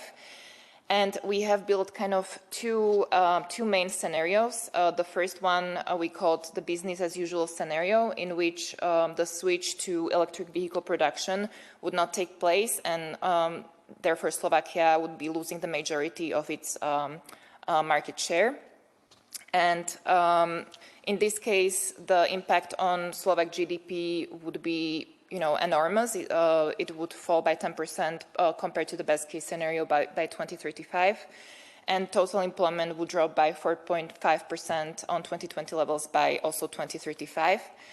And then instead of modeling, different shades and different central scenarios, we have gone straight to the best case scenario. So what would happen if Slovakia adapted its vehicle manufacturing sector fully to these external trends in electric vehicle uptake, and this transition would be successful in terms of production of electric vehicles and battery cells. And in this case, basically the impacts on both variables would be marginal. So this is this is basically the percentage difference from the reference scenario, which is business as usual. We have also looked at some sectoral level and job level impacts. So, for example, in the business as usual scenario, in the motor vehicle sector, we would see 55,000 less jobs. In the services sector, it would be 30,000 less. This is compared to the best case scenario where this would be 13,000 and 4,000 respectively, but this would be offset by creation of jobs in the electrical equipment sector by about 8,000 according to our estimates. However, for a substantial electric vehicle uptake by 2030 to occur, investment decisions need to be made now, this year and next year. And so if Slovakia wants to follow this best case scenario, there will have to be substantial investments both on building electric vehicle production facilities or retrofitting the existing ICE facilities. And by 2040, Cambridge Econometrics has estimated that it would be required about 3.4 billion by 2040. And on the battery side, to meet these electric vehicle production requirements, 5.6 billion would be required by 2040. So they kind of go hand in hand. So these are massive investments. And the net impact of this transition to electric vehicle production really depends on whether Slovakia will secure enough domestic battery production capacity. And I think this becomes just so much more pressing and obvious with the recent developments and with what we talk about against the backdrop of Ukraine.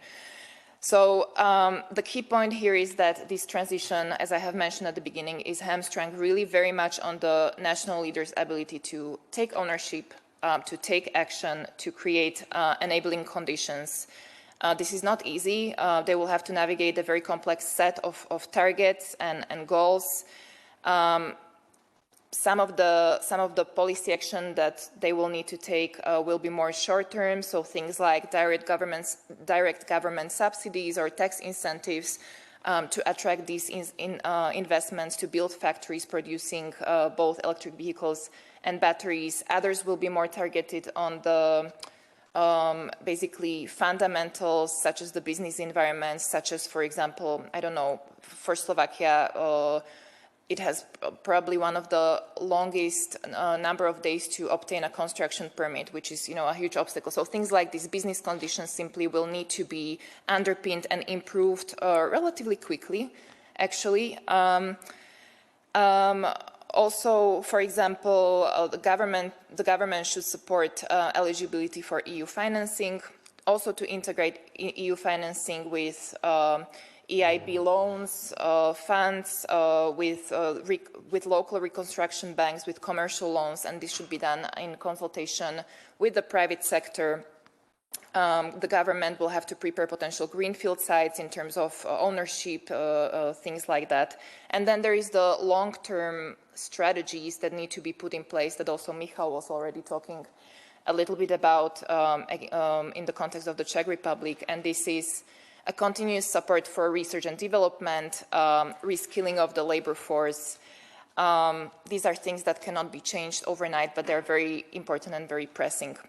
So perhaps I will just stop here so we can continue in the discussion format. Thank you very much.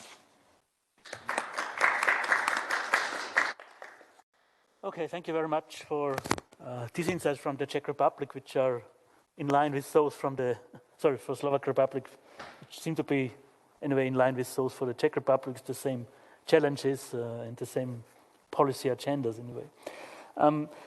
Before going to the discussion to the audience, I would like to have a question to Mr. Schmitz. And well, having now followed this discussion and also your presentation, one general concern or one general question is for me is whether the transition which is planned now, so well, we have heard this goal in 2035, is it feasible? So can the goals set in these agendas be really achieved by this term, or do we act on a time scale which seems to be not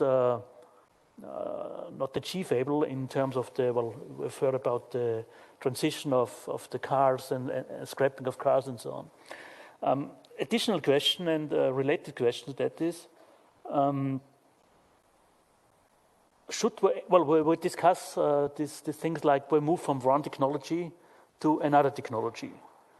Wouldn't be a better discussion, so to say, we will end up with a sort of portfolio of available technologies for specific purposes like long distance travels, short distance travel, mega cities, and so on, so that we have not just one technology, but a kind of range of technologies, a portfolio from which the optimal choice in providing, say, transport services to the population can be done. And of course, in conjunction with the sustainable goals or sustainability goals, plus the constraints that one has to produce the electrical power and bring it to the charging stations and so on, for all these technical issues. So I wanted your views on that, and then we can open up for the general discussion. Yeah, thank you. Very, very good questions, and likely they are pretty much interlinked. So is it feasible? If you look at the big OEMs, let's take VW, for instance, it's feasible for them, no question. So they will do this transformation, and it took them some time. We are discussing this many years back, but they accelerated, and especially VW, but others doing this with force. So for them, it will be possible. The problems are with the societies in Germany, but also here, like we heard, it's a big transformation of the supplier industry, of other things. And this will be clearly a challenge, especially as it is linked with the redesign of our energy system. And this is why it is related to your second part of the question. So electrifying is not the only thing we need to do. We also need to have clean and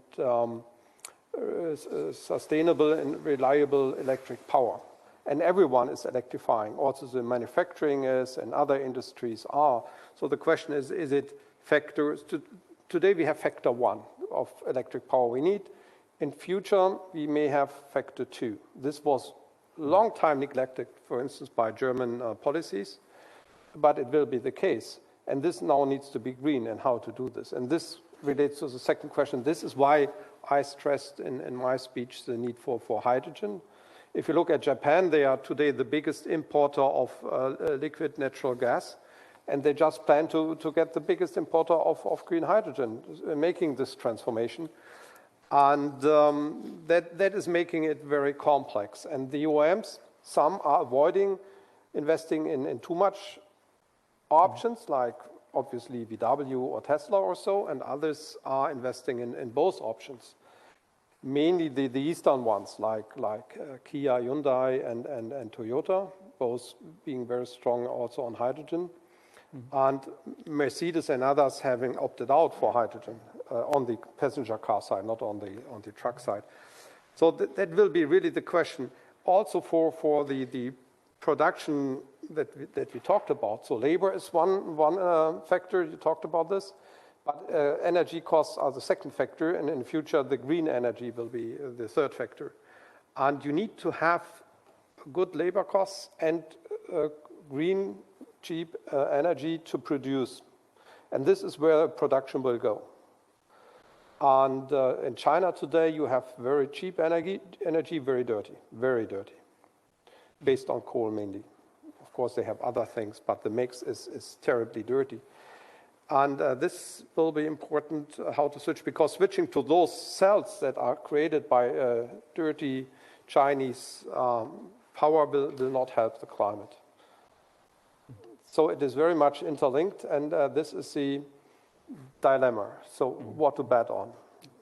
Yes. Okay, let me follow up on I'll give the question to Sonja and Michael. Is such things that, we have maybe a portfolio choice, is that reflected also in the national strategies, or is it more a move towards, say, electric car production, or is there more a balanced view? Because we have heard Kia has this both options, which is important for Slovak Republic. So maybe Sonja and then Michael on this issue. Yeah, so I mean, as we have also heard today during the presentations, actually it was your presentation, the views, even the expert views, vary greatly. My presentation has been focused on electric vehicles, but actually hydrogen is a big part of Slovakia's strategy. There was a Dubai Expo recently where each country got to present their kind of engines of their economy, and we have presented a hydrogen bus and a hydrogen car. So definitely for some parts of the transition, hydrogen from the standpoint of Slovak policymakers is a good solutions, especially for perhaps trucks and buses and simply larger vehicles that go longer distances. And I agree with you. I think since each of these technologies is still imperfect and there is more research and development to be done on each of these technologies to make it consumer friendly, the combination will be the way to go for the time being. Well, in Czech Republic, I would say that it is the same case as in Slovakia. So from the perspective of national hydrogen strategy, our ministry are also more or less willing to really support hydrogen in transport. And actually we are, let's say, when we talk about per capita statistics, we are the largest producer of buses.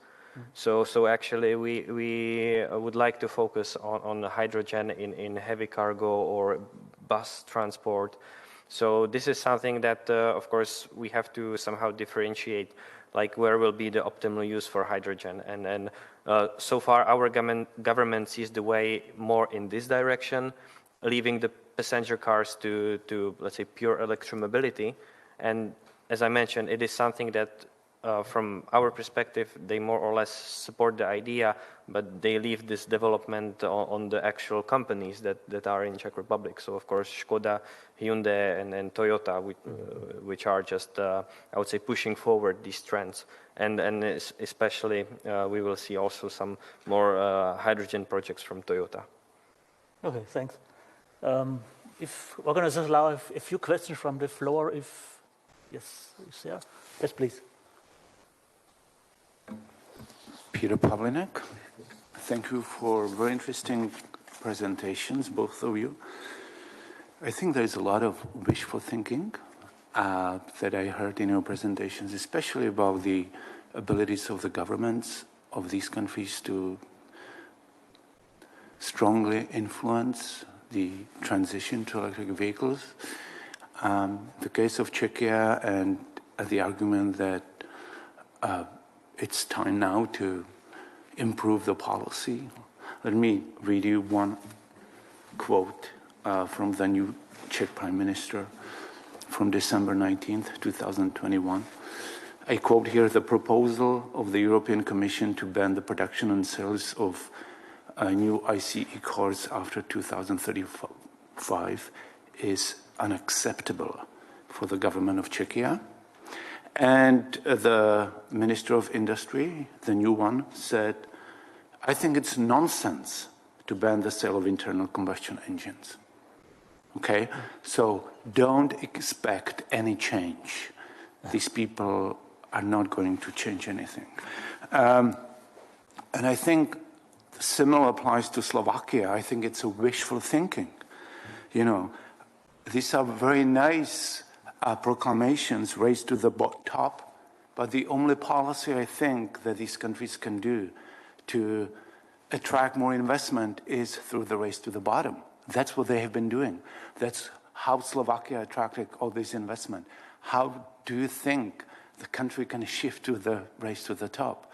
It's not going to happen because these countries basically are extremely weak in their abilities to affect this transition. It's all in the hands of large transnational corporations such as Volkswagen. Volkswagen will decide what will happen in Slovakia. Volkswagen will decide what will happen in the auto industry in Czechia, not the Czech government and not the Slovak government. Thank you. Okay, thanks for that. And I'm sorry for being so harsh, but it's just, I'm not as optimistic. I'm a realist. Any reaction from my colleagues from Czech or Slovak? Yeah, I would perhaps actually thank you for anchoring this whole discussion in this realistic view, and to some extent I agree with you, but yet I think it is the role of the civil society and of NGOs to shed light on these issues and to bring the key policy recommendations times and times again to the government, creating the necessary pressure that it needs to at least act a little bit, if not the full-scale, robust portfolio of policies and the robust strategy that we need, at least to create this kind of pressure. I think it still has value in itself and it's important.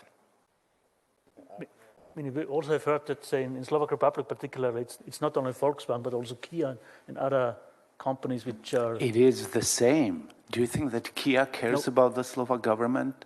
Kia cares about its profits?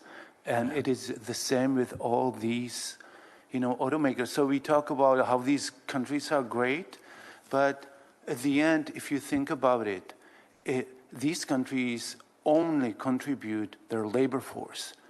Capital is foreign, technology is foreign, production strategies, everything is decided abroad. It's just the way it is. I'll talk a little bit about it in my presentation, but this is why I'm not so optimistic.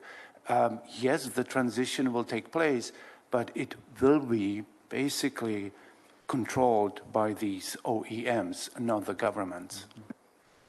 If I can, yeah, I agree with both actually, because of course it's true that these are the companies that decide about the future.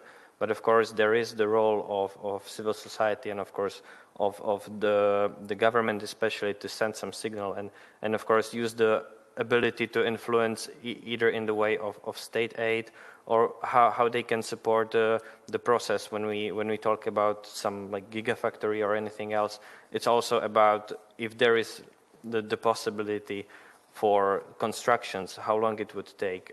What about the permitting processes? And of course, then we talk about a lot of these conflict of interests, and we talk about even the space which they can offer, because it's actually just always, now we see like how big the factory can actually be now in case of Tesla in Germany. It's just also about these factors, and I think that these can be effectively influenced by the government. And of course, yes, the rest is true. It's about the companies to decide. Probably with this discussion, we will anyway follow up in the next round as well. There's one last question, a very short one, hopefully, and then we head for the coffee break. It's a question and a comment. I think the governments are not powerless. If you look at these OEMs, I remember I was in the 80s in Austria. We tried to create some automotive industry, automotive clusters. And we had, at the time, we had at our disposal, we had trade policy. For example, we negotiated with the Germans and said we'll lower the customs duties for Japanese cars to 0 if you don't buy from us. And with the Japanese, we lowered a bit and they bought from us. And we had technology. We had four-wheel drives, which are where we had technological advantages, and we had a diesel engine. And BMW was getting our diesel engine. In return, they produce all the diesel engines now in Austria. And still, Mercedes is producing most of its four-wheel drives in Austria. So you have an opportunity, but you must decide where you industrial policies. And one additional question, I think one of the big questions will be cheap electricity.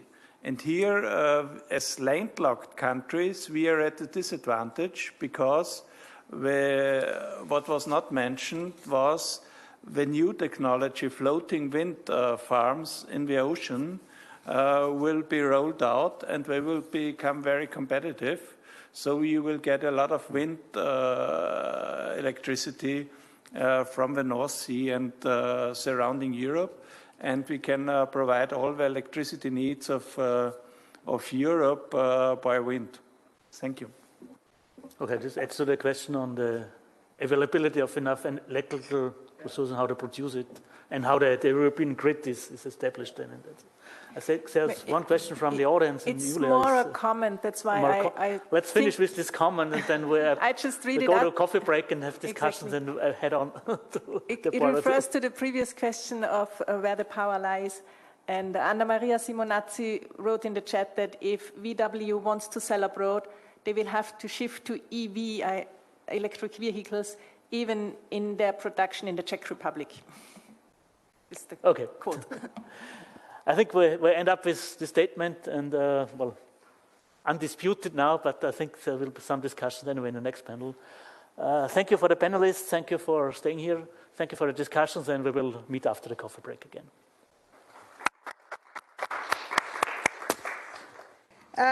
It's really a pleasure to start the second session, and I think this second session is going to discuss about risk, challenge, and opportunities for a sector in transition. And we are going to have a bit of debate, I think, between challenge, a lot of challenge that we see, and some of the potential opportunity in the sector. We already had some of the flavor of what's coming next. I think this is a sector that has a lot of structural issues in front, change in demand, the green transition, the energy transition, digitalization that is likely changing the way of working and creating also new opportunities, the process of deglobalization that we are seeing, and all these structural issues combine with the series of repeated shocks that we now see. The COVID pandemic, the sector was just coming out, the supply chain disruption, and now the war in Ukraine with all the consequences in terms of deglobalization that we are also discussing. Now, I think in the next 20 minutes, we will have Thomas Slacik, that is one of the authors of the report. You have seen the report before.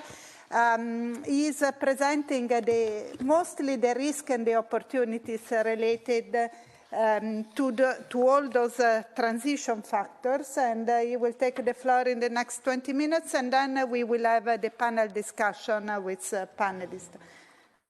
Thomas, the floor is yours. Thank you very much, Deborah.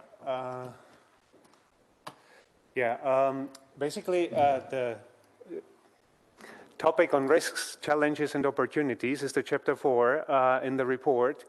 It's about 40 pages. I'm not really sure that I managed to squeeze all of the key findings and important messages into the about 20 minutes that have been allocated here. But at least I want to say that I really tried to do my best to give you a teaser, a sneak preview, and to increase your motivation to read the report and those 40 pages in the chapter 4 in particular, if you're interested in risk and challenges. And I hope that I'll also manage to set the stage for the ensuing discussion that we'll have. Of course, the usual disclaimer applies, so all the views that I'll be presenting are those of the authors, and even they're not necessarily homogeneous, and they do not apply to the institutions of that the authors work for. All good things are supposed to come in threes, not only in fairy tales, but also in presentations, so I'll be talking about 3 topics. The first one is the impact of electrification. That's what we focus on because it's the most prominent of the megatrends. So the impact of electrification on the automotive industry.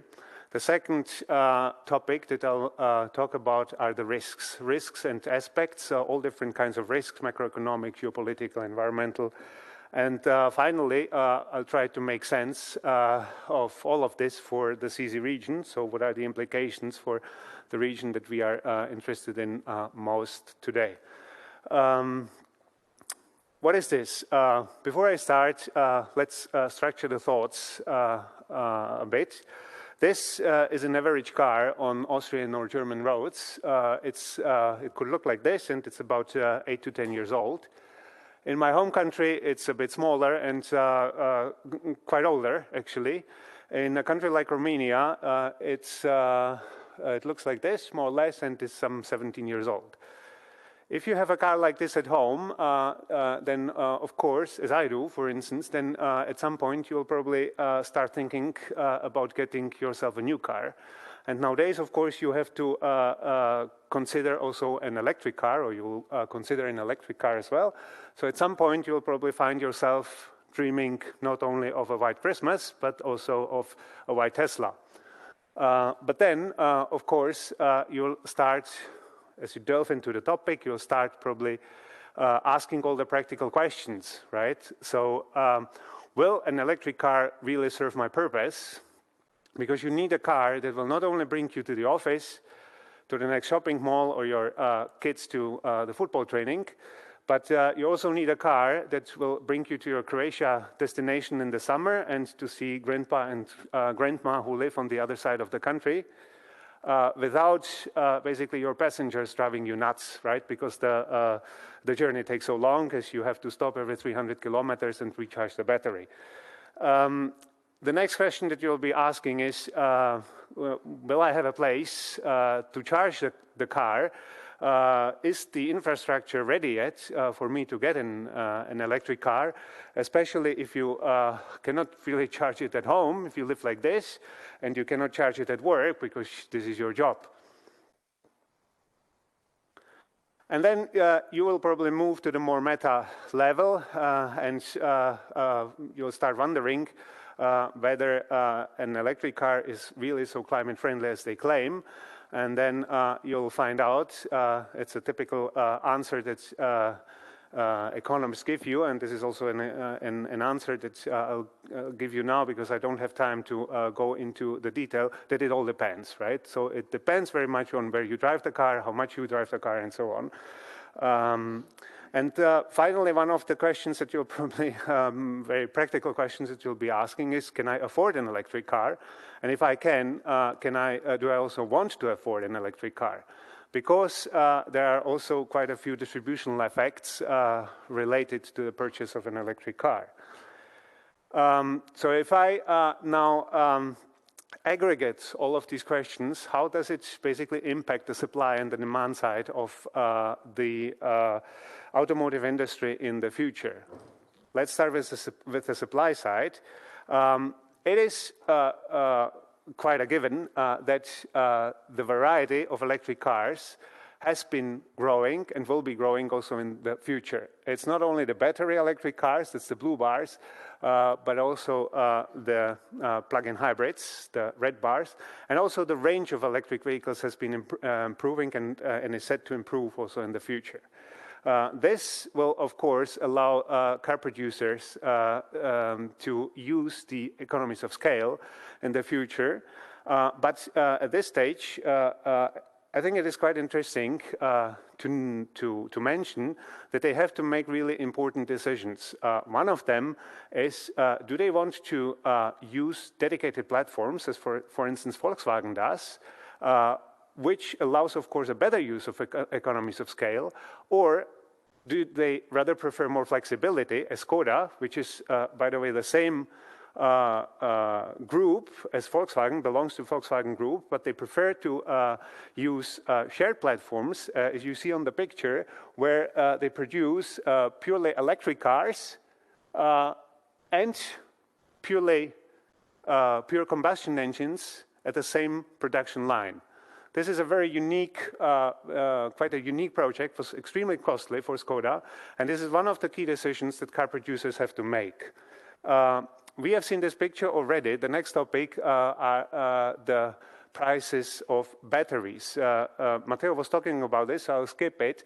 I would only add to what Matteo mentioned this morning, that there's quite a broad consensus that prices of batteries will also fall in the future, but quite a few experts also have some caveats. Why? Because the technology, the technological potential has been quite exhausted already, and that's one thing. And the other thing is more than 50% of the battery price is made up by raw materials, and it is very likely that prices of raw materials will go up. I'll come back to this later. Another part of the supply side are of course, combustion engines, and there the variety of those models, not only models, but also other supply side components like transmissions, for instance, and so on, there the variety will be winding down. That's for sure. This particular car is a case in point. This is Skoda Fabia Combi, a station wagon, very popular on the market, and the Skoda management, they actually convinced management of Volkswagen to bring the next generation of this car on the market by 2023. But then half a year later, they had to revoke, at the beginning of this year, they had to revoke those plans. Why? Because the research and development of this car became so uneconomical for regulatory reasons that it simply doesn't pay off anymore. So this particular type of car, small cars and cheaper cars, will disappear from the market. Another reason related to what I said, the regulatory reason, is this formula here. You don't have to understand it. I'm not going to explain it. But essentially what it says is that the more small and cheap cars you sell as a car producer, the stricter is your specific CO2 emission target, that's the left-hand side, that you have to comply with. So this sounds a bit perverse, and that's what it is. But in fact, it means basically that it does not pay off for you to research, develop, and sell small and light, cheap cars, which happen to produce, of course, less CO2 emissions. How about the demand side? So facing all of these factors, of course, the consumer, this is her, will be a bit, will see it with a bit, with a sort of mixed feelings, a smiling and a crying eye, as the German idiom goes, basically, and will be asking all of those questions. We know that basically the majority of consumers is not really willing to pay more for an electric vehicle, even though we heard from Klaus this morning that this might be changing. And we also know that about a third of consumers in Europe, they don't really have access to a charging outlet. At the same time, there's quite a vast literature on the profile of electric vehicle buyers, and of course the pioneers, the early electric vehicle buyers. They look very different from what is supposed to be the mainstream consumer of tomorrow, especially in the poorer parts of Europe, right? Especially in Central and Eastern Europe. So the large-scale market acceptance of electric vehicles remains to be seen. So I would really, if there is one takeaway from this presentation for you, I would say all the projections that you will see about electric vehicles looking ahead, take them with a grain of salt. What will this imply, quite for sure, is that cars will get more expensive. In real terms, for sure. And this holds true not only for new cars, but also for, or in particular for used cars, second-hand cars. That's the green line. I would not dare to conclude that this is already the beginning of a trend, but at least it's an indication. What will also happen is that the average age of cars will keep rising.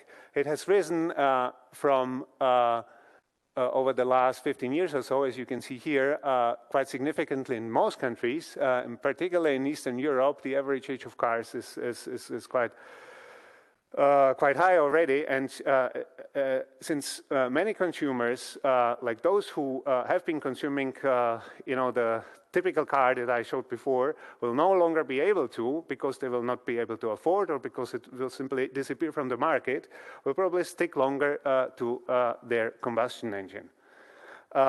We have seen this chart before. This is because now I'm moving to the impact of electrification on the production processes and geography. We heard that battery production will keep a key role, especially in Germany, right?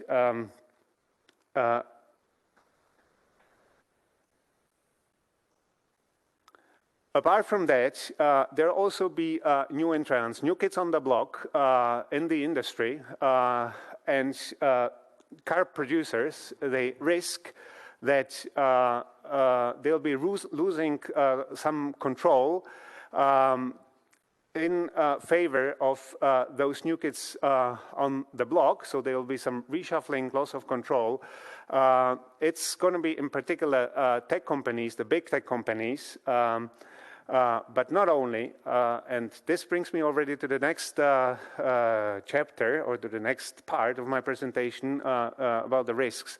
So this shift to new players is not confined only to, in terms of segments, to technological companies, but also in geographical terms. At our conference in November, Mr. Jan, board member of Skoda, when he was asked about the future of mobility, he said cars will be sold and in demand in Europe, that's for sure, but the question is by whom?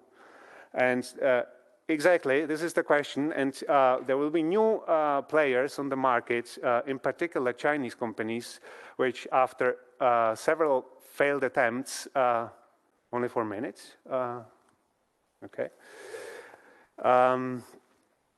will be setting up their presence in Europe. The next issue is that there are, of course, large investment needs looming high. It's not only the batteries for the CO2 net zero emission goal to comply with. We would need 20 gigafactories like this globally every year.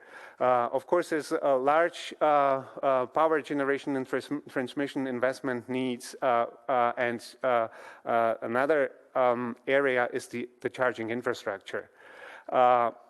So to comply with the net zero goal, we would need to go from 1 million public chargers that are available today or yesterday globally to about 200 in 2050, and we would need to go from 270 private chargers or increase private chargers by a factor of 15.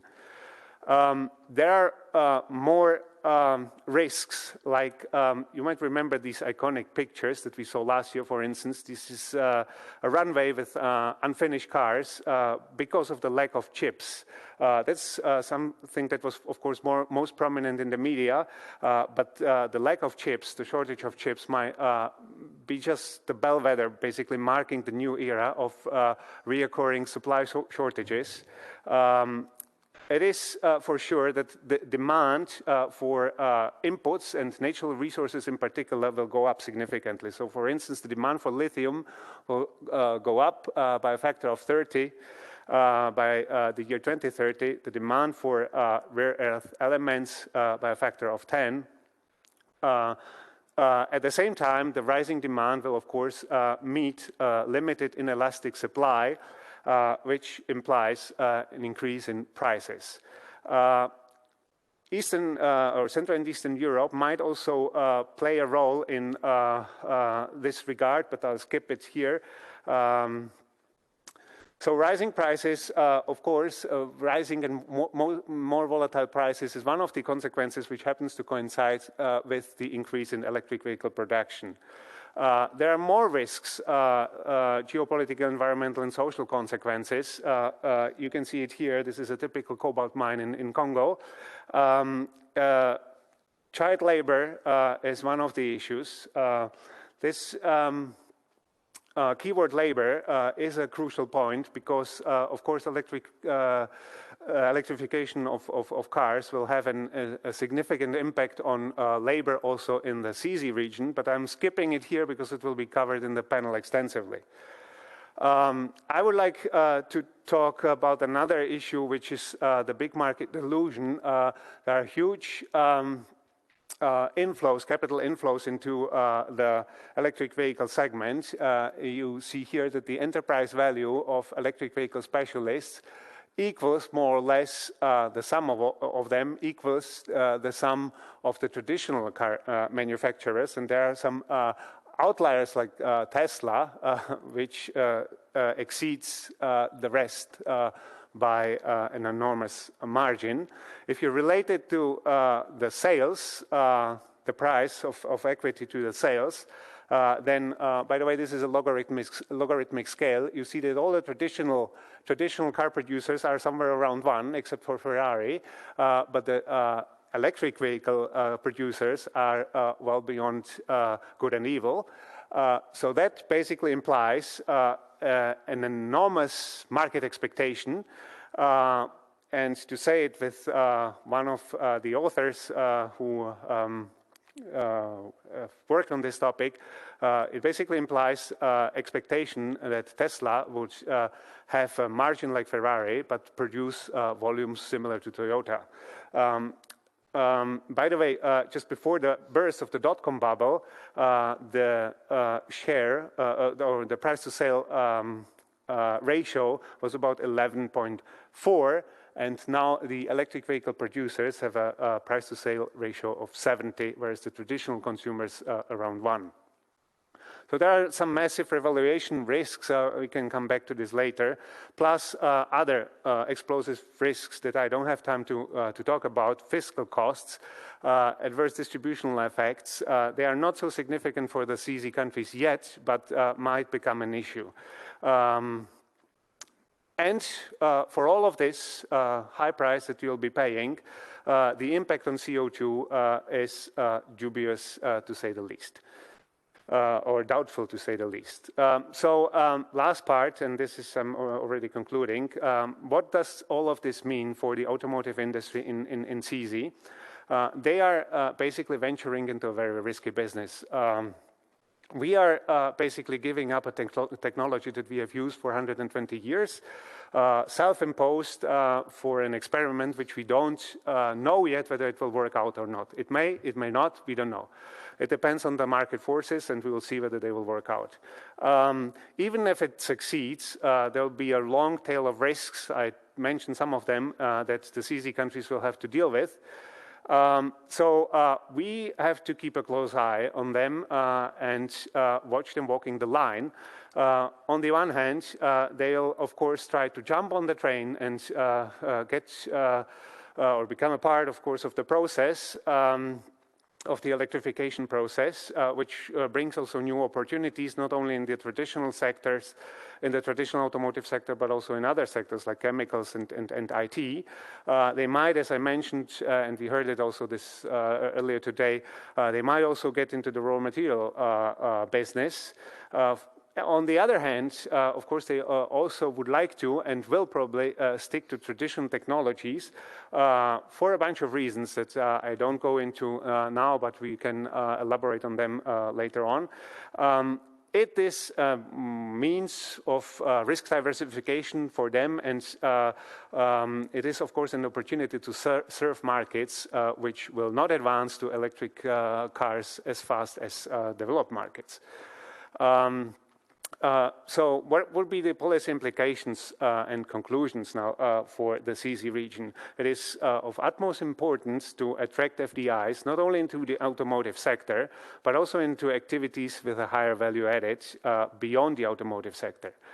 As we heard from Franz Nauschning just before the break, cheap energy will be one of the key factors, and it would be highly recommendable to secure prospective affordable energy sources. As you can see, the share of fossil fuel generated primary energy in Eastern Europe is still quite high, but there's also a significant need to move away from this. And at the same time, it would be highly recommendable to diversify while keeping in mind the importance of the automotive sector. While keeping that in mind, it is important to diversify away. There are other sectors like the digital economy, which, for instance, in Romania or Czechia is as important as, or almost as important in terms of contribution to GDP as the automotive sector. And at the same time, last but not least, expect the unexpected. It would be also very warranted to keep a close eye on all of the risks, especially the financial sector risks. And this is a message that I would like to take away, especially for the central bankers among us. Thank you.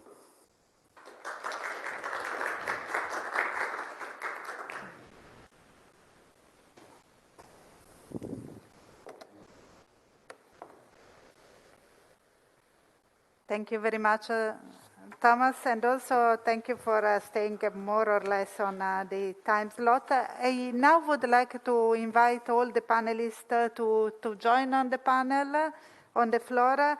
I'm really happy to have a chance for moderating this discussion together with Professor Peter Pavlinek, who is professor at the University of Nebraska, Omaha, Charles University, and is a real authority on the automotive sector in Central Eastern Europe in general and in Central Eastern Europe with many, many papers. So we are very happy to have you with us. Then we have Neil Poyle, that is a Trade and Market Affairs Manager at the European Association of Automotive Suppliers. He is not physically with us, but I hope he will appear somehow in the screen. He is connected remotely. And he will also discuss about a recent study that the CLEPA just produced that is looking specifically at the economic effect, particularly on employment in Central Eastern Europe. And then Georg Zakaria, analyst editor of the Raiffeisen Bank International. Thank you very much for joining. We just happened to read very, very recently your latest note talking about the effect of the war in Ukraine and the sanction on Russia on the automotive sector, and that's why we were very keen to have you in the panel today. Thank you. I will start then actually sitting as well with you, and I will start just leaving you the floor and discussing. And Peter, starting with you, you have already voiced some concern on the region. Long term, I think there are a lot of concerns. Short term for the region, do you see any positive, or what's your view? And I leave you some discussion. Good afternoon. In 1 minute. Thank you for having me. Thank you for inviting me. And I'll talk about the transition to electric vehicles in the region of East Central Europe. Okay, so the main argument of my presentation is that this transition in East Central Europe is, because it's already happening, is being strongly affected by the relative position of the automotive industry in East Central Europe in global value chains, global production networks, and the international division of labor as what I call the integrated periphery of the European automotive industry. So that's the main argument. And of course, being an economic geographer, I'll also talk a little bit about the uneven nature and uneven impacts of this transition across East Central Europe. Okay. So I don't have time to talk about these basic features of integrated peripheries. I'll just mention 3 or 4 of them that are important, I think, in the context of this transition. And the first one that I'll emphasize is the high degree of foreign ownership and control over the automotive industry. I'll also talk about the limited development of high value added and strategic activities and functions. And I will mention the state policies and also the level of wages. Of course, we can kind of empirically delimit these peripheral areas, as you can see on the map. I don't have time to explain that, but you can look it up in the paper that was just published, my paper in 2022, so because it's pretty complicated. But let me start with talking about this high degree of dependence on foreign capital. If you look on the left, you can see the index of foreign control in the automotive industry by country in Europe in 2018. And you can see that Slovakia is on the top with 98%, 98.1%, followed by Hungary, Romania, Czechia. Basically, East Central Europe is in the top. So foreign direct investment, foreign capital has been really the driving force, as we all know, of the development of the automotive industry in the region since 1990. About 45 billion euros have been invested. That's just the FDI stock.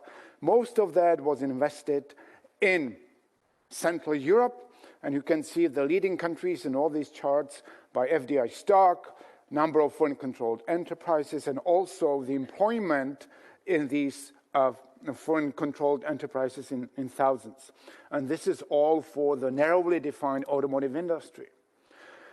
We also talked a little bit about how in the past 30 years the production increased in East Central Europe, which again is part of these integrated peripheries.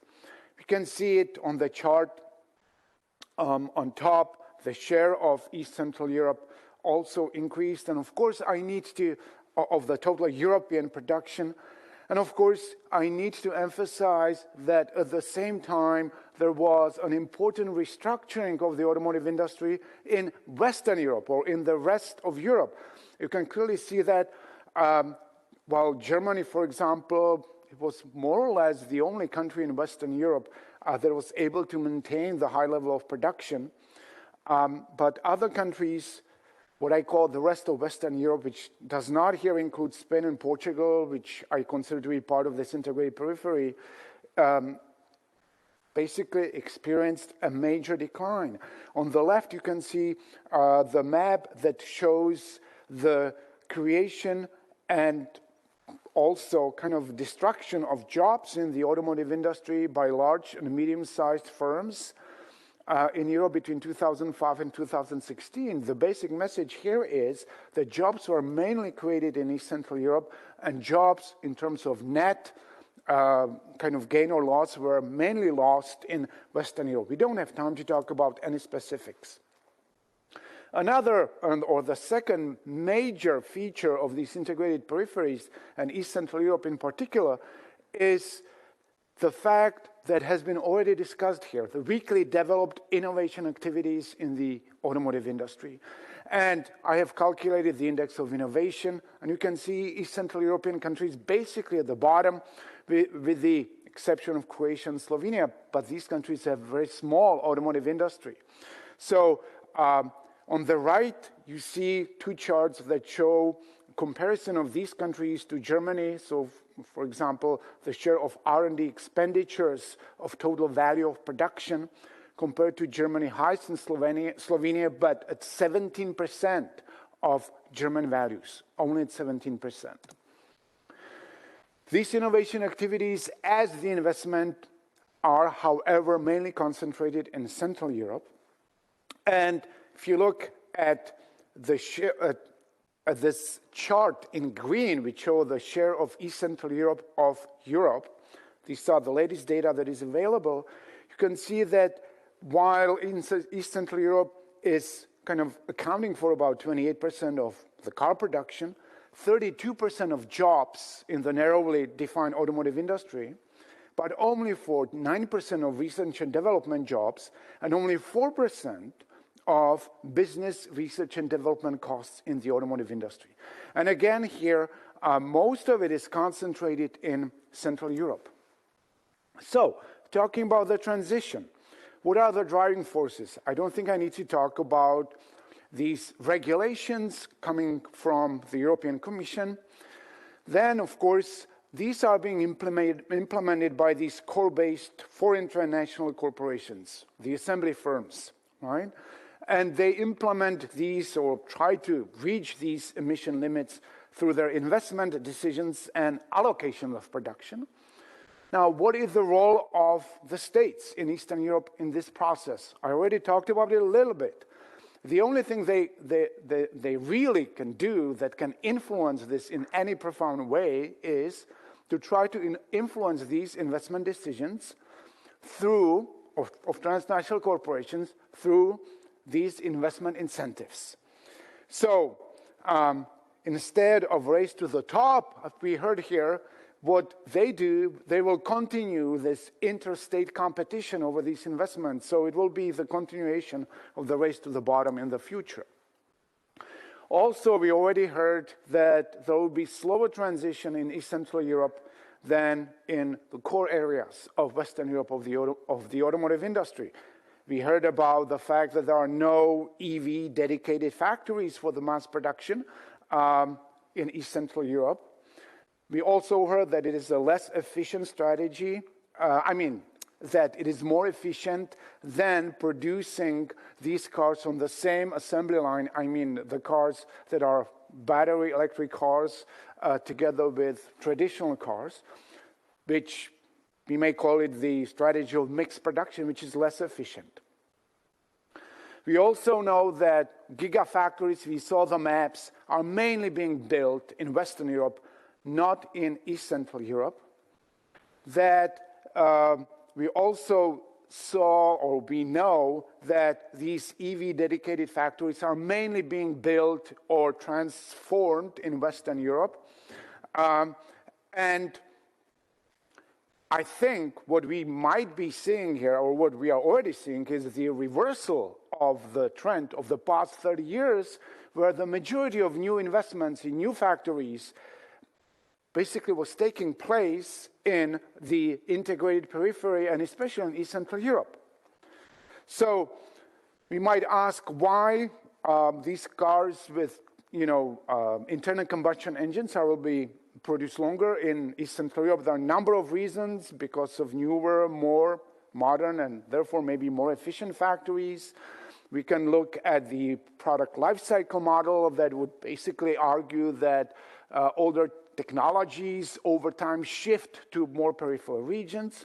And we can actually see the evidence of that, right? So some car makers are shifting the production of cars with internal combustion engines to Eastern Europe or East Central Europe. Volkswagen Passat is being shifted from Germany to Slovakia. Stellantis is actually increasing the production capacity of its engine factory, which is making internal combustion engines by 50% in Hungary. So instead of investing in electric cars, we see more investment in internal combustion engines. There are other reasons: lower production costs, lower wages in East Central Europe.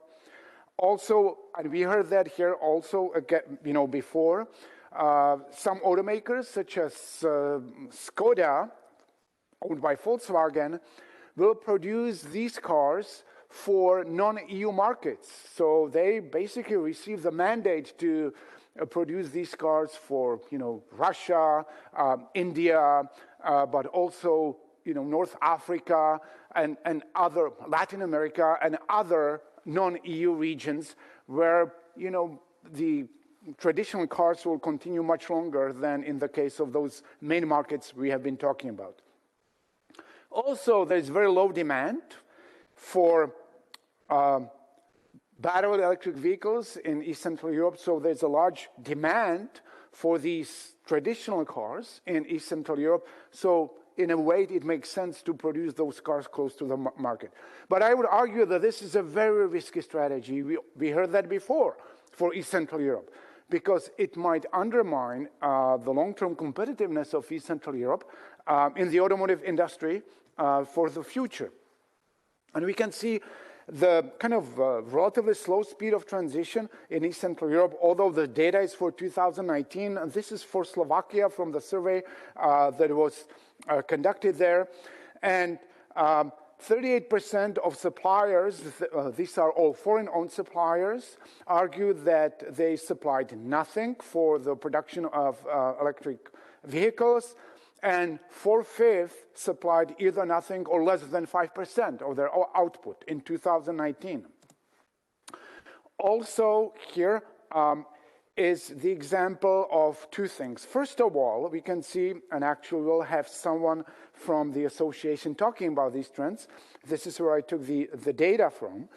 But the production or the projected powertrain employment in these internal combustion engines is projected to increase in these three countries, Czechia, Poland, and Romania, by 2030. And it will only start to decline after that. That's one point. And the second one is the uneven projected impact of this transition. So by 2040, actually, Czechia will see no real effect on employment in powertrain production, but Poland and Romania will lose jobs. In the case of Romania, it will be quite significant, 27,500 jobs. And what are the, and this is, I think, the last 2 points, the continuing comparative location advantages of East Central Europe? I think the region will continue to be really attractive for future automotive industry because of its low wages, because of its geographical proximity to Western Europe, and because of its membership in the EU. But there are some headwinds, there are some disadvantages. Labor shortages is a major problem. It has not been really discussed here, but if you look at the right, we can see the risk factors for future growth of suppliers in Slovakia as identified by suppliers. The highest ones are higher labor costs, the lack of qualified workers, and the price pressures from OEMs, pressures to decrease the costs or prices of components. So this is a major problem, and of course, the war in Ukraine was mentioned here, and this increases the political risks in these countries, and of course, we know that the automakers are not really happy about political risks, and I think some of that was maybe underestimated in the case of Ukraine, so I think they will be even more careful in the future. However, I think, and this is the last slide, that the drive for profit will prevail in the long run. So what it means, I think that in the long run, East Central Europe will continue to be attractive for the automotive industry. But we'll have to see, what kind of automotive industry that will be actually. It will continue to be highly dependent on foreign capital. So about the future will be decided not by the governments of these countries, but by transnational corporations, by the OEMs. And the high degree of foreign control will only, I think, increase in the future, although it has nowhere to go, in Slovakia, for example. We can also expect that East Central Europe will not be a center of innovation for electromobility. So there will be no brain, gain. Maybe though it will be really, I think, continue to be a problem in the future. Of course, we will see some research and development activities in East Central Europe, but it will be very selective, and I think it will be uneven and quite limited. But the main point I'd like to argue here to conclude this is that this highly dependent peripheral position of East Central Europe in the European automotive industry will not change. I think, given the significant risks that have been discussed here today, I think the best outcome for East Central Europe in terms of its automotive industry in this transition, they can hope for is to maintain this kind of peripheral position and not to kind of lose it or undermine it and become what I would call lower order periphery. Thank you very much. Thank you very much. Thank you very much. And I think you point to a number of factors. I think we all agree on the fact of being dependent on decisions taking from parent companies at the end in the region. And there is this risk related to this position. On the other side, I think creating you dismiss a lot of the rule of the state, but I think there is also a rule of the state on creating the condition for this private sector decision to stay in place. And it's not only tax related, but with all the issues in terms of skills availability, and even investing in skill and trying to have more dynamic rule into the labor market, that could be something for the future, but we can discuss. There are pros and cons. I don't think I dismiss it. Yeah. I'm just drawing on what has been happening in the past 30 years. The governments, of course, are talking about improvement in the skills all the time. Yeah, not much happened. Firms, that's you true. don't see the evidence really. They still don't have enough qualified workers. That's definitely something to discuss. But I will now move to Niels Paul. He is online. I hope. I still don't see him. Is he? Okay. Niels, would you like to tell us what's the studies, your studies saying in terms of the impact on the labor market, particularly in Central Eastern Europe? Yes. Can you hear me? Yes, we can hear you. I'm also sharing slides. Can you see the slides as well? Yeah. Perfect. Yeah, then thank you for your time. And indeed, I will go into the study that we commissioned by Price Waterhouse Strategy and to conduct over the summer of last year, just to set the scene a little bit, a look at the foreign direct investment, because of course we are mainly focused on the EU, but there are also Central, Eastern and Southern Eastern European countries outside, but still, yeah, most of the investment is happening in EU countries. Serbia taking maybe a very interesting position also later in the transition, but we can talk about it. Of course, we focus on the powertrain. That's not the entire sector. So we expect around 30 to 40% of the value add is related to the powertrain. If you look at foreign direct investment into the region, it was 27%. But there, I think you see a clear risk in the sense that the electric vehicle assembly is forecast mainly still to happen in Western Europe, as I think also has been highlighted by other speakers. But it's not that there is no investment at all happening in EV components in the region. Hungary and Poland do attract significant shares, but yeah, we so far see only Germany and France really leading here when it comes to, of course, to batteries, but also other components like electric motors, etc. I think then it is, now we have set the scene. Let's look a bit at the longer picture, 2020 to 2040.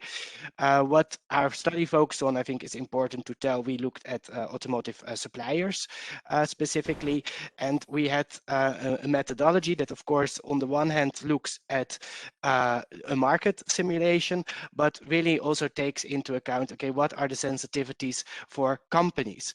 So at the market model, you may be able to operate half a plant, but for a supplier, this is different. They, of course, need to remain profitable. And here within countries, it can be different. So we collected survey data from different plants, like 99 plants across Europe. So per region, it may also be different. Per technology area, it may be different. And then we also had interviews with powertrain directors, which give more of an indication of the strategies. I think also my previous speaker talked about that, and I think I can shed a bit of light in that.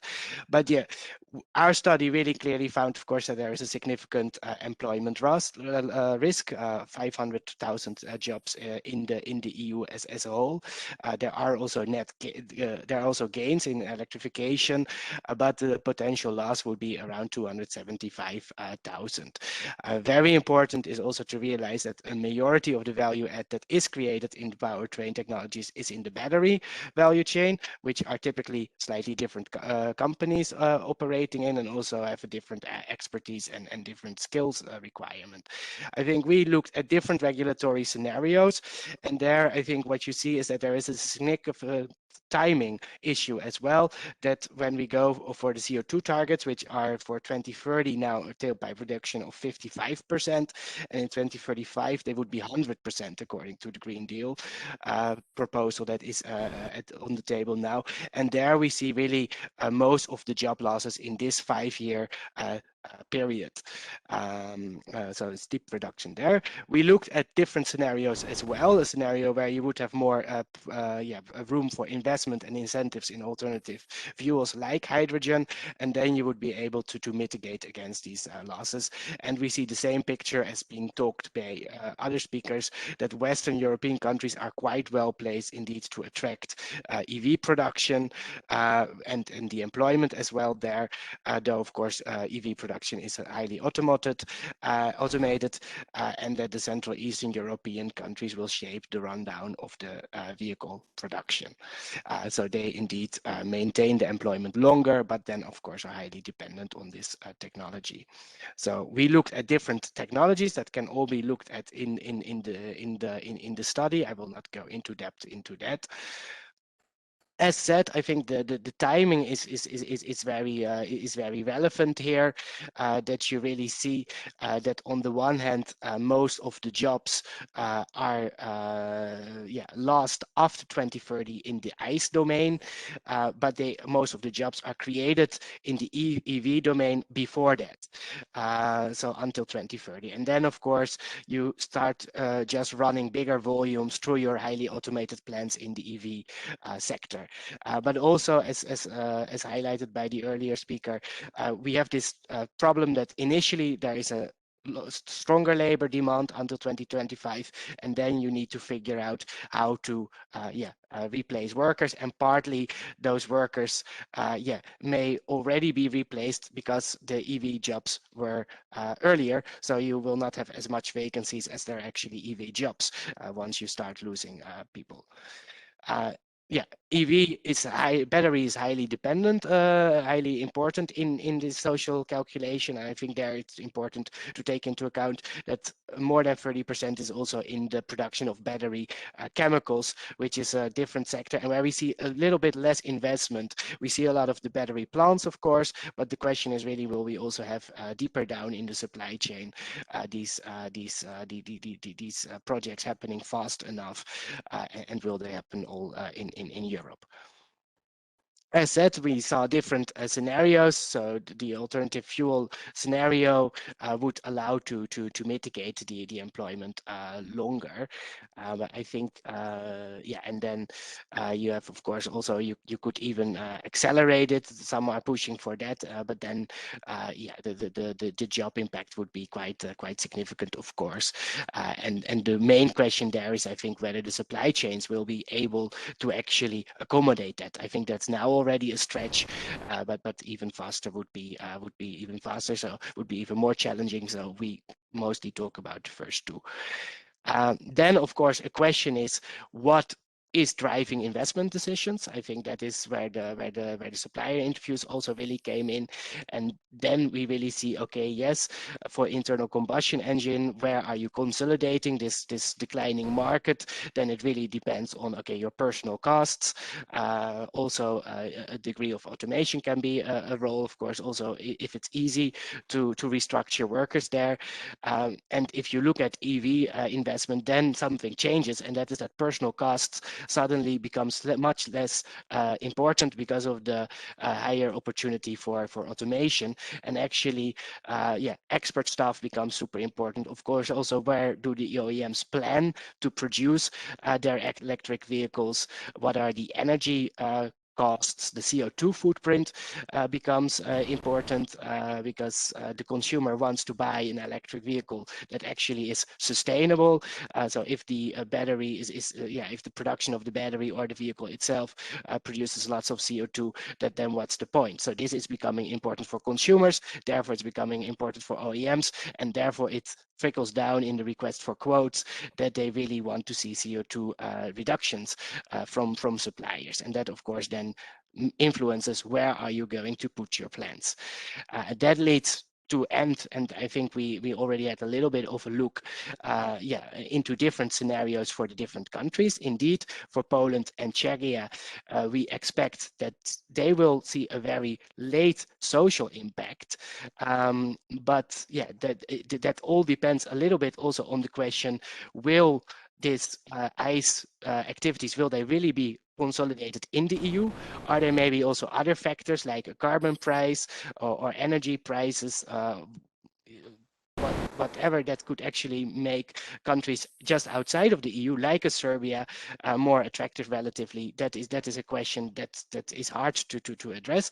But if you manage to have the aftermarket production alive longer, and then of course the remaining ICE share, then these countries could do relatively well, on the social terms for quite some time.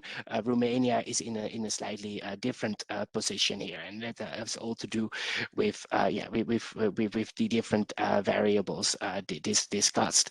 But I would say that for all there is opportunities also in the value creation, of course. But yeah, the message is that they have more time maybe to do the social structuration, but they have a big risk for competitiveness if they are now sitting back and thinking that everything will be fine. And then I think the last element just to flag is that of course this also has regional repercussions. The sector is not everywhere spread across the country, but clearly focused in certain regions where the impact will also be much bigger. And I think that concludes my presentation for now. Thank you very much, Niels. And I think you pointed to both the threat and obviously the such a transformation for a sector that has such a relevance also in the labor market of the region. It's something that has to be taken care of also from a policy point of view. But I think you showed the threat and the opportunities, and those are quite important elements in the discussion. Let's go to Georg. And Georg, I would open to the next point. We have been talking a lot of the structural transformations of the sector, and the sector is also catch by an additional shock in this moment, and the additional shock is related to the war in Ukraine, with the effect also in terms of some supply supply, and on the other side the situation in Russia and the sanction, and also what it means for some of the producers. Can you tell us something in this direction? Yep, of course. Yeah, also from my side, good afternoon, and thank you for having me. So as you said, the impact on of the Russia-Ukraine war on the automotive industry is already felt, and it's mainly related to input materials or shortage thereof, to be honest, and to a lesser extent to the lack of finished car sales, which is, since the Russian and the Ukraine market are rather small, comparable. So maybe let's take a quick look at the Russia and Ukraine market, and then moving on to the supply side issues. So in Russia, they sold on average 2 million cars per year over the last 10 years, which compares to around 13 million cars in the EU, so around 15% of the market. And if you look at the production, they produced around 1.5 million cars on average, which compares to 15 million cars in Europe. And then if you look at the production, what do they export? It's only 6% of their total production what they export. So you can see Russia is mainly producing for their domestic market. And looking at imports from the EU, they imported around 100 to 150,000 units, which is only 1 to 2% of total EU exports of passenger cars. And the Ukraine market, it's even smaller. They sold around 100,000 units last year. They produced 7,000 units. And in terms of imports from the EU, it's similar to Russia. They import around 1 to 2% of total EU exports. So overall, you can see that the impact on trade in terms of finished cars of those two markets is insignificant.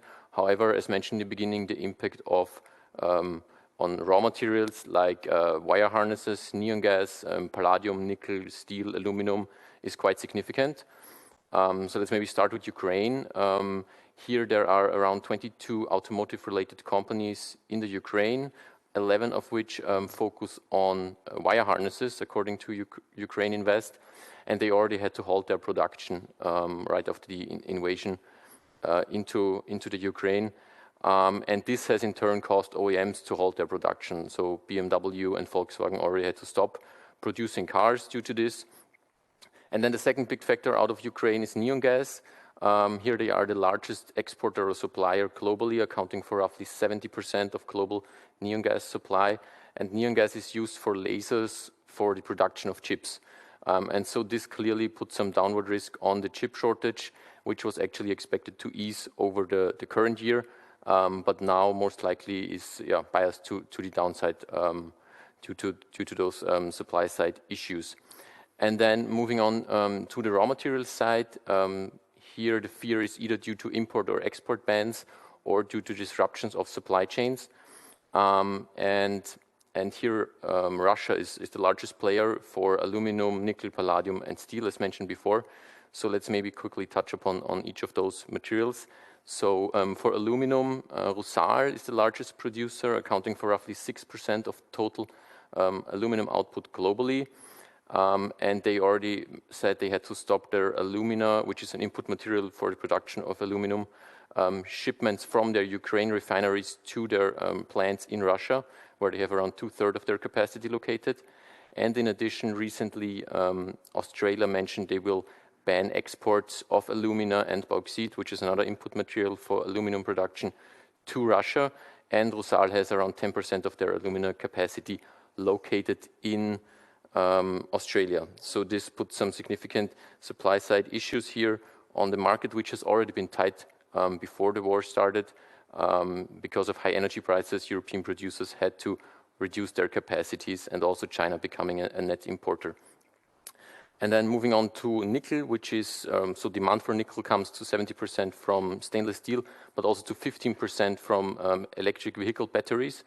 And here Norilsk Nickel is the largest supplier of nickel. They account for around 7% of global output. And even more importantly, they account for 20% of the high-grade nickel output, and that's the one that is used for batteries of electric vehicles. And another material that Norilsk Nickel is producing, where they are the major producer, is palladium. As you all know, it's used for car catalysts to reduce emissions, and here they account for 27% of global production. So this is quite significant. And they already mentioned they had some issues delivering the material, which is usually transported via passenger plane, but now there are restrictions in place. However, the company said they so far managed to find alternative routes. And finally, steel. Russia and Ukraine together account for 1/5 of total imports into the EU. In Ukraine, for example, Metinvest is the largest producer. They are located closely to Mariupol, so they had to stop their production right after the invasion. And also Sevastol, a large Russian exporter to the EU market, stopped their exports over sanctions on their majority owner. So this takes away around 1/5 of supply to the EU market of total imports. And you can already see that steel prices have surged to peaks even above last year's levels, which were already very high levels. So this is a significant supply side issue here also. And then the question is, how does this translate into the outlook for light vehicle sales? So last year we have seen around 80 million units being sold, up from 78 million light vehicle sales in 2020, but still way below the 95 roughly million units in the last cycle's peak, 2017. And before the war started, the expectations for light vehicles was to increase to around 83, 86 million units this year, and then to around 90 million units next year, and then gradually moving to the 95 million units we have seen in 2017. And now, due to the war, this is clearly biased to the downside. So, for example, S&P Global Mobility already forecasts or reduced their production outlook by around 2.6 million units for this year and next year each. And they in total removed 30 million produced units of light vehicles until 2030 over their forecast period.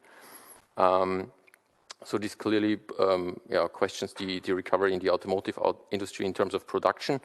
And one important factor that should be pointed out also is that so far the impact has been on the supply side, but now there's also the question from the demand side. Due to tighter monetary policy and also higher inflation, the question will be, if inflation remains high, will potential buyers maybe postpone the investment in a car, which is usually a large investment for most consumers, I would say, simply due to higher costs of living. Nevertheless, demand is still expected to significantly exceed supply this year by around 6 to 7 million units, however, slightly down from previous assumptions of around 10 million units. So I think that's a quick wrap-up on the impact from the input and raw material side, I think. Thank you very much. And I would now like to ask if there are questions from the floor. Yes? Yes, thanks a lot for all these points and a bit of more critical to whether the transition is feasible. I would like to have basically two questions. The one is, which was touched a bit by Professor Pavlínek, was on the demographic pressures, particularly the Eastern European countries face in the next, say, 10 to 15 years, according to Eurostat projections. So the working age population will decline by between 5 to 10% or so. This is particularly also because there was a lot of east to west migration, particularly also of skilled workers. So in a way, how you see that in the future, because, well, you have the big power, the big plants are now set up in Western Europe. And so we have these demographic pressures in both sides, but more on the eastern part, whether this influences such decisions. And the second question to the last speaker, you talked about a lot of these dependencies. I'm not an expert in this, but I wondered what about the role of recycling in the whole production cycle of these products, and what the role of recycling could be to get less dependent on imports on that. Thanks. Is there any other question? No? Then maybe you can start answer. Yeah. You are absolutely correct that sufficient labor supply is the major precondition for the allocation of production. And we already see it was important, especially in the early stages of the development of the automotive industry in East Central Europe. 20 years ago, the unemployment rate in Slovakia was around 20%. So it's not only about labor costs, but you have to have also labor available in order to develop the industry. So basically, there are labor shortages already, especially in Central Europe. Czechia has the lowest unemployment rate in the EU. That's one of the reasons why no new investments really, large-scale investments, we haven't seen in Czechia for a long time. And there has been a gradual shift first to Southeastern Europe because of labor availability. Countries such as Serbia that had a few years ago maybe the unemployment rate around 15%. But there are further shifts maybe now to North Africa. This is why we also saw the shift to Ukraine, despite the geopolitical risk. So what I'm trying to say is labor costs is not everything. You have to have also labor supply or labor surplus that is available. And we don't see that in Central Europe any longer. And if there are projected, decreases, demographic decreases, it will only get worse. Of course, there are short-term solutions. Car companies have used that for, many, many years. They import workers from other countries. But then you might think, all these investment incentives, Slovakia will, give, Kia 90,000 euros per each job that is created. Then they have to import workers from Serbia. You have to think about whether this is really a wise way to support the development of the industry or not. Yeah. So thanks for the question. It's, so in general, yes, we could reduce dependency of imports by recycling steel or aluminum, for example. Here the problem or the question is that steel is usually used in end markets where they have a longer lasting period until the product itself would be useless, let's say, for example, buildings, etc. So there is not sufficient material available for recycling, basically, to account for missing imports. So currently in the steel production, there is around 30% of a new steel is steel scrap, so it's recycled steel. But simply due to the longevity of those products, it's not available for to account for missing imports, basically. And then one other factor is the price. So basically, steel scrap prices is significantly increasing over the last month because it's also used in electric arc furnaces for steel production, and those are key in the green transition towards reducing CO2 emissions. So you both have those two components, basically. Yeah. I think we just have a couple of minutes left, and I wanted to actually to come back also to all the panelists with a question. Thomas had at the end of his presentation a full list of policy measures that would be needed for supporting the transition of the sector in Central Eastern Europe. We also have in the discussion very well discussed the fact that it's not only policy, there is a rule of also companies transforming, and there is a dependency on the decision from parent companies. So I would like to ask Thomas first, what is the key policy measure that you think it's important to face the short-term and the medium to long-term challenge? And then I will ask the same question to all the other panelists. So start thinking about it, and please take 1 minute each for this. Thomas. You mean for the policymakers or for the car producers? The most important for you, either policymakers or car producers? Well, as I said very briefly at the end of my presentation, it is very challenging point in time, I think, for both for car producers and also for policymakers. And quite frankly, I would not want to be in their shoes because, as we heard earlier today, the decisions need to be made now, right? And you have to decide whether as Sonia mentioned, for Slovakia, for instance, whether you make decisions about enormous investments in one technology or another.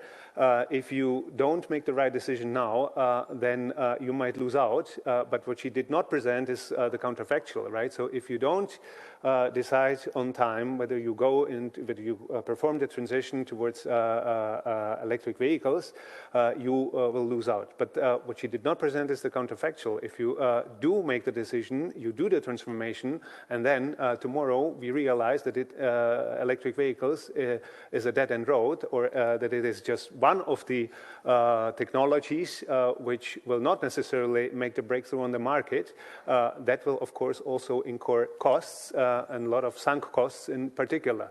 You know, there is no one-size-fits-all. This is also what we heard. There are different approaches in various countries, differences across countries in Eastern Europe, how they attract investment. But I think diversification is an important point, you know, to diversify not only within the car industry, but also across sectors. And there are other sectors which policymakers should simply keep an eye on and try to attract investment, which would raise the value added in the medium run.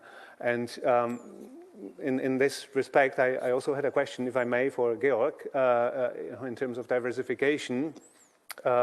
It was very interesting, the figures that you provided, but what I would be interested in is how difficult is it? Do you happen to have the information? How difficult or easy is it for car makers to diversify away from the suppliers from Ukraine and Russia and to replace the supplies with others? Because, say, nickel, Russia is the third largest producer, but Indonesia produces 4 times as much nickel than Russia. So is it easier for car producers to diversify away and replace the supplies with others than it was, for instance, in the case of chips, right, where they were really unable to get the chips from elsewhere. But maybe with the supplies that come from Ukraine and Russia, it's a different case, if you happen to know this part. Thank you. Okay, yeah, maybe answer and also add your policy take? Okay, yeah, so for wire harnesses, for example, which Ukraine is a large producer, as I said before, it's rather difficult over the short term in particular to find solutions, alternative solutions. It's still a manual job, more or less, so you would have to train staff and also require machinery, which would have to be located to other regions. So over the short term, it's quite not possible to, I would say, to account for the missing parts, but it should be mentioned that some of the producers, like Leonie, for example, they resume production actually by now already, again, for wire harnesses. And then maybe looking at, for example, palladium. So here an substitute would be platinum. It's also slightly cheaper. It can also be used in car catalysts. However, here also Norway is one of the largest producers. They account for around 8% of the production globally. And the others is in Africa, if I'm not mistaken, largely concentrated. So this would also have some significant concentration risk if you would shift it. So over the short term, also it's very difficult. Also because of probably regulatory approval for the technology that is used if you switch from palladium to platinum. Yeah. And on the policy point of view, what is your single most important message on the policymaker or on companies, how to readapt? I would say it's important to have the infrastructure in place that should then support the subsequent ramp up in production of electric vehicles and to make it basically feasible and also useful for consumers to purchase those cars and then being able to use them due to the infrastructure. So, but I think that's quite a significant challenge ahead of us. And Peter? I think definitely in the long run, the most important policy these governments in East Central Europe can pursue is to invest in education. And this will increase the quality of labor force. This will increase the skills.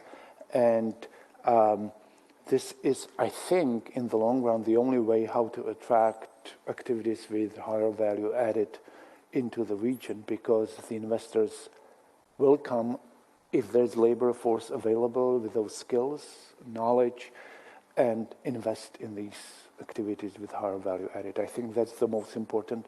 In the short run, however, I think what they will do, they will continue in the race to the bottom. They will try to, bring in these large investments through large investment incentives.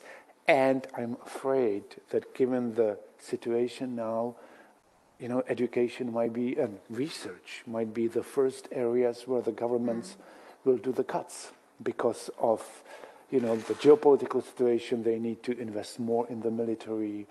There is increasing debt, COVID-19. If you add it up altogether, I think there are easy targets, kind of low-lying, targets that will governments aim, and it will go against this kind of long-term need to invest in education and research and development. Yeah, I very much agree on the need for education. And Niels, can we have?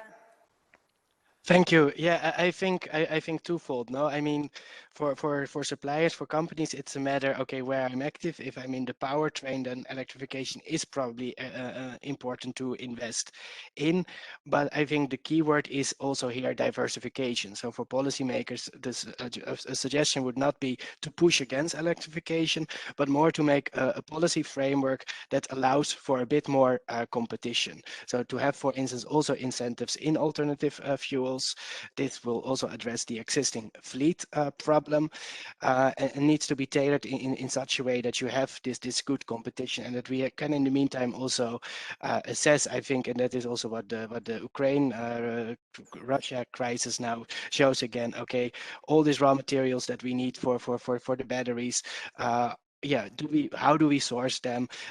We can probably source them elsewhere. We can probably reduce dependencies, but we need probably time, and therefore a policy framework that really allows technologies to compete with each other, a bit more than maybe in the current proposals, that even in the measurement, everything is now targeted towards electrification would be fair. But also in our view, electrification will play a very big role and may be one of the more dominant technologies, but there are other technologies out there as well. And to let them compete is probably the best way to see, to diversify and to make sure that we are able to deal with an uncertain future.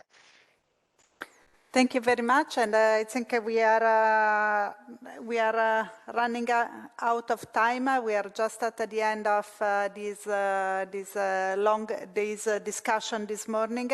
It's really, I want to thank my panelists for the excellent discussions. I think we put through the whole day, we were looking at the evolution. We started looking at the evolution of the automotive industry and the sector that is actually affected by so many structural transformation and repeated shocks that having a dedicated discussion is quite relevant. It's also very relevant because of the role it plays on Central Eastern Europe, and we have been detailing quite a lot of the economic consequences for Central Eastern Europe. We started also discussing specifically on Central Eastern Europe the strong challenge ahead. We end up with some policy suggestions that try to look at the challenge, but also somehow the opportunity, looking at the diversification, the possibility, the focus on investing on skills that are quite important. And I think also the fact that we will see transformation also in terms of players, and that's something where policymakers should not enter into the competition among companies, should let it go and have the best ones winning. But what we are worried of is what the economic consequences will have on the region. So that part has to be managed, and I think the focus on skills for Central Eastern Europe is definitely an important matter. I'm also very happy that today we are launching the report. It's a joint collaboration between the wiiw, the Austrian Central Bank, the European Investment Bank. We are very happy of this study. It's a study that is now completed, but the issue is not solved. So I suspect that we will have years and years to talk more about what is going to happen to the automotive sector in Central Eastern Europe, and we may come back in the future with something else. So thank you very much to everybody, and it was a pleasure to have the discussion today. Thank you. Thank you.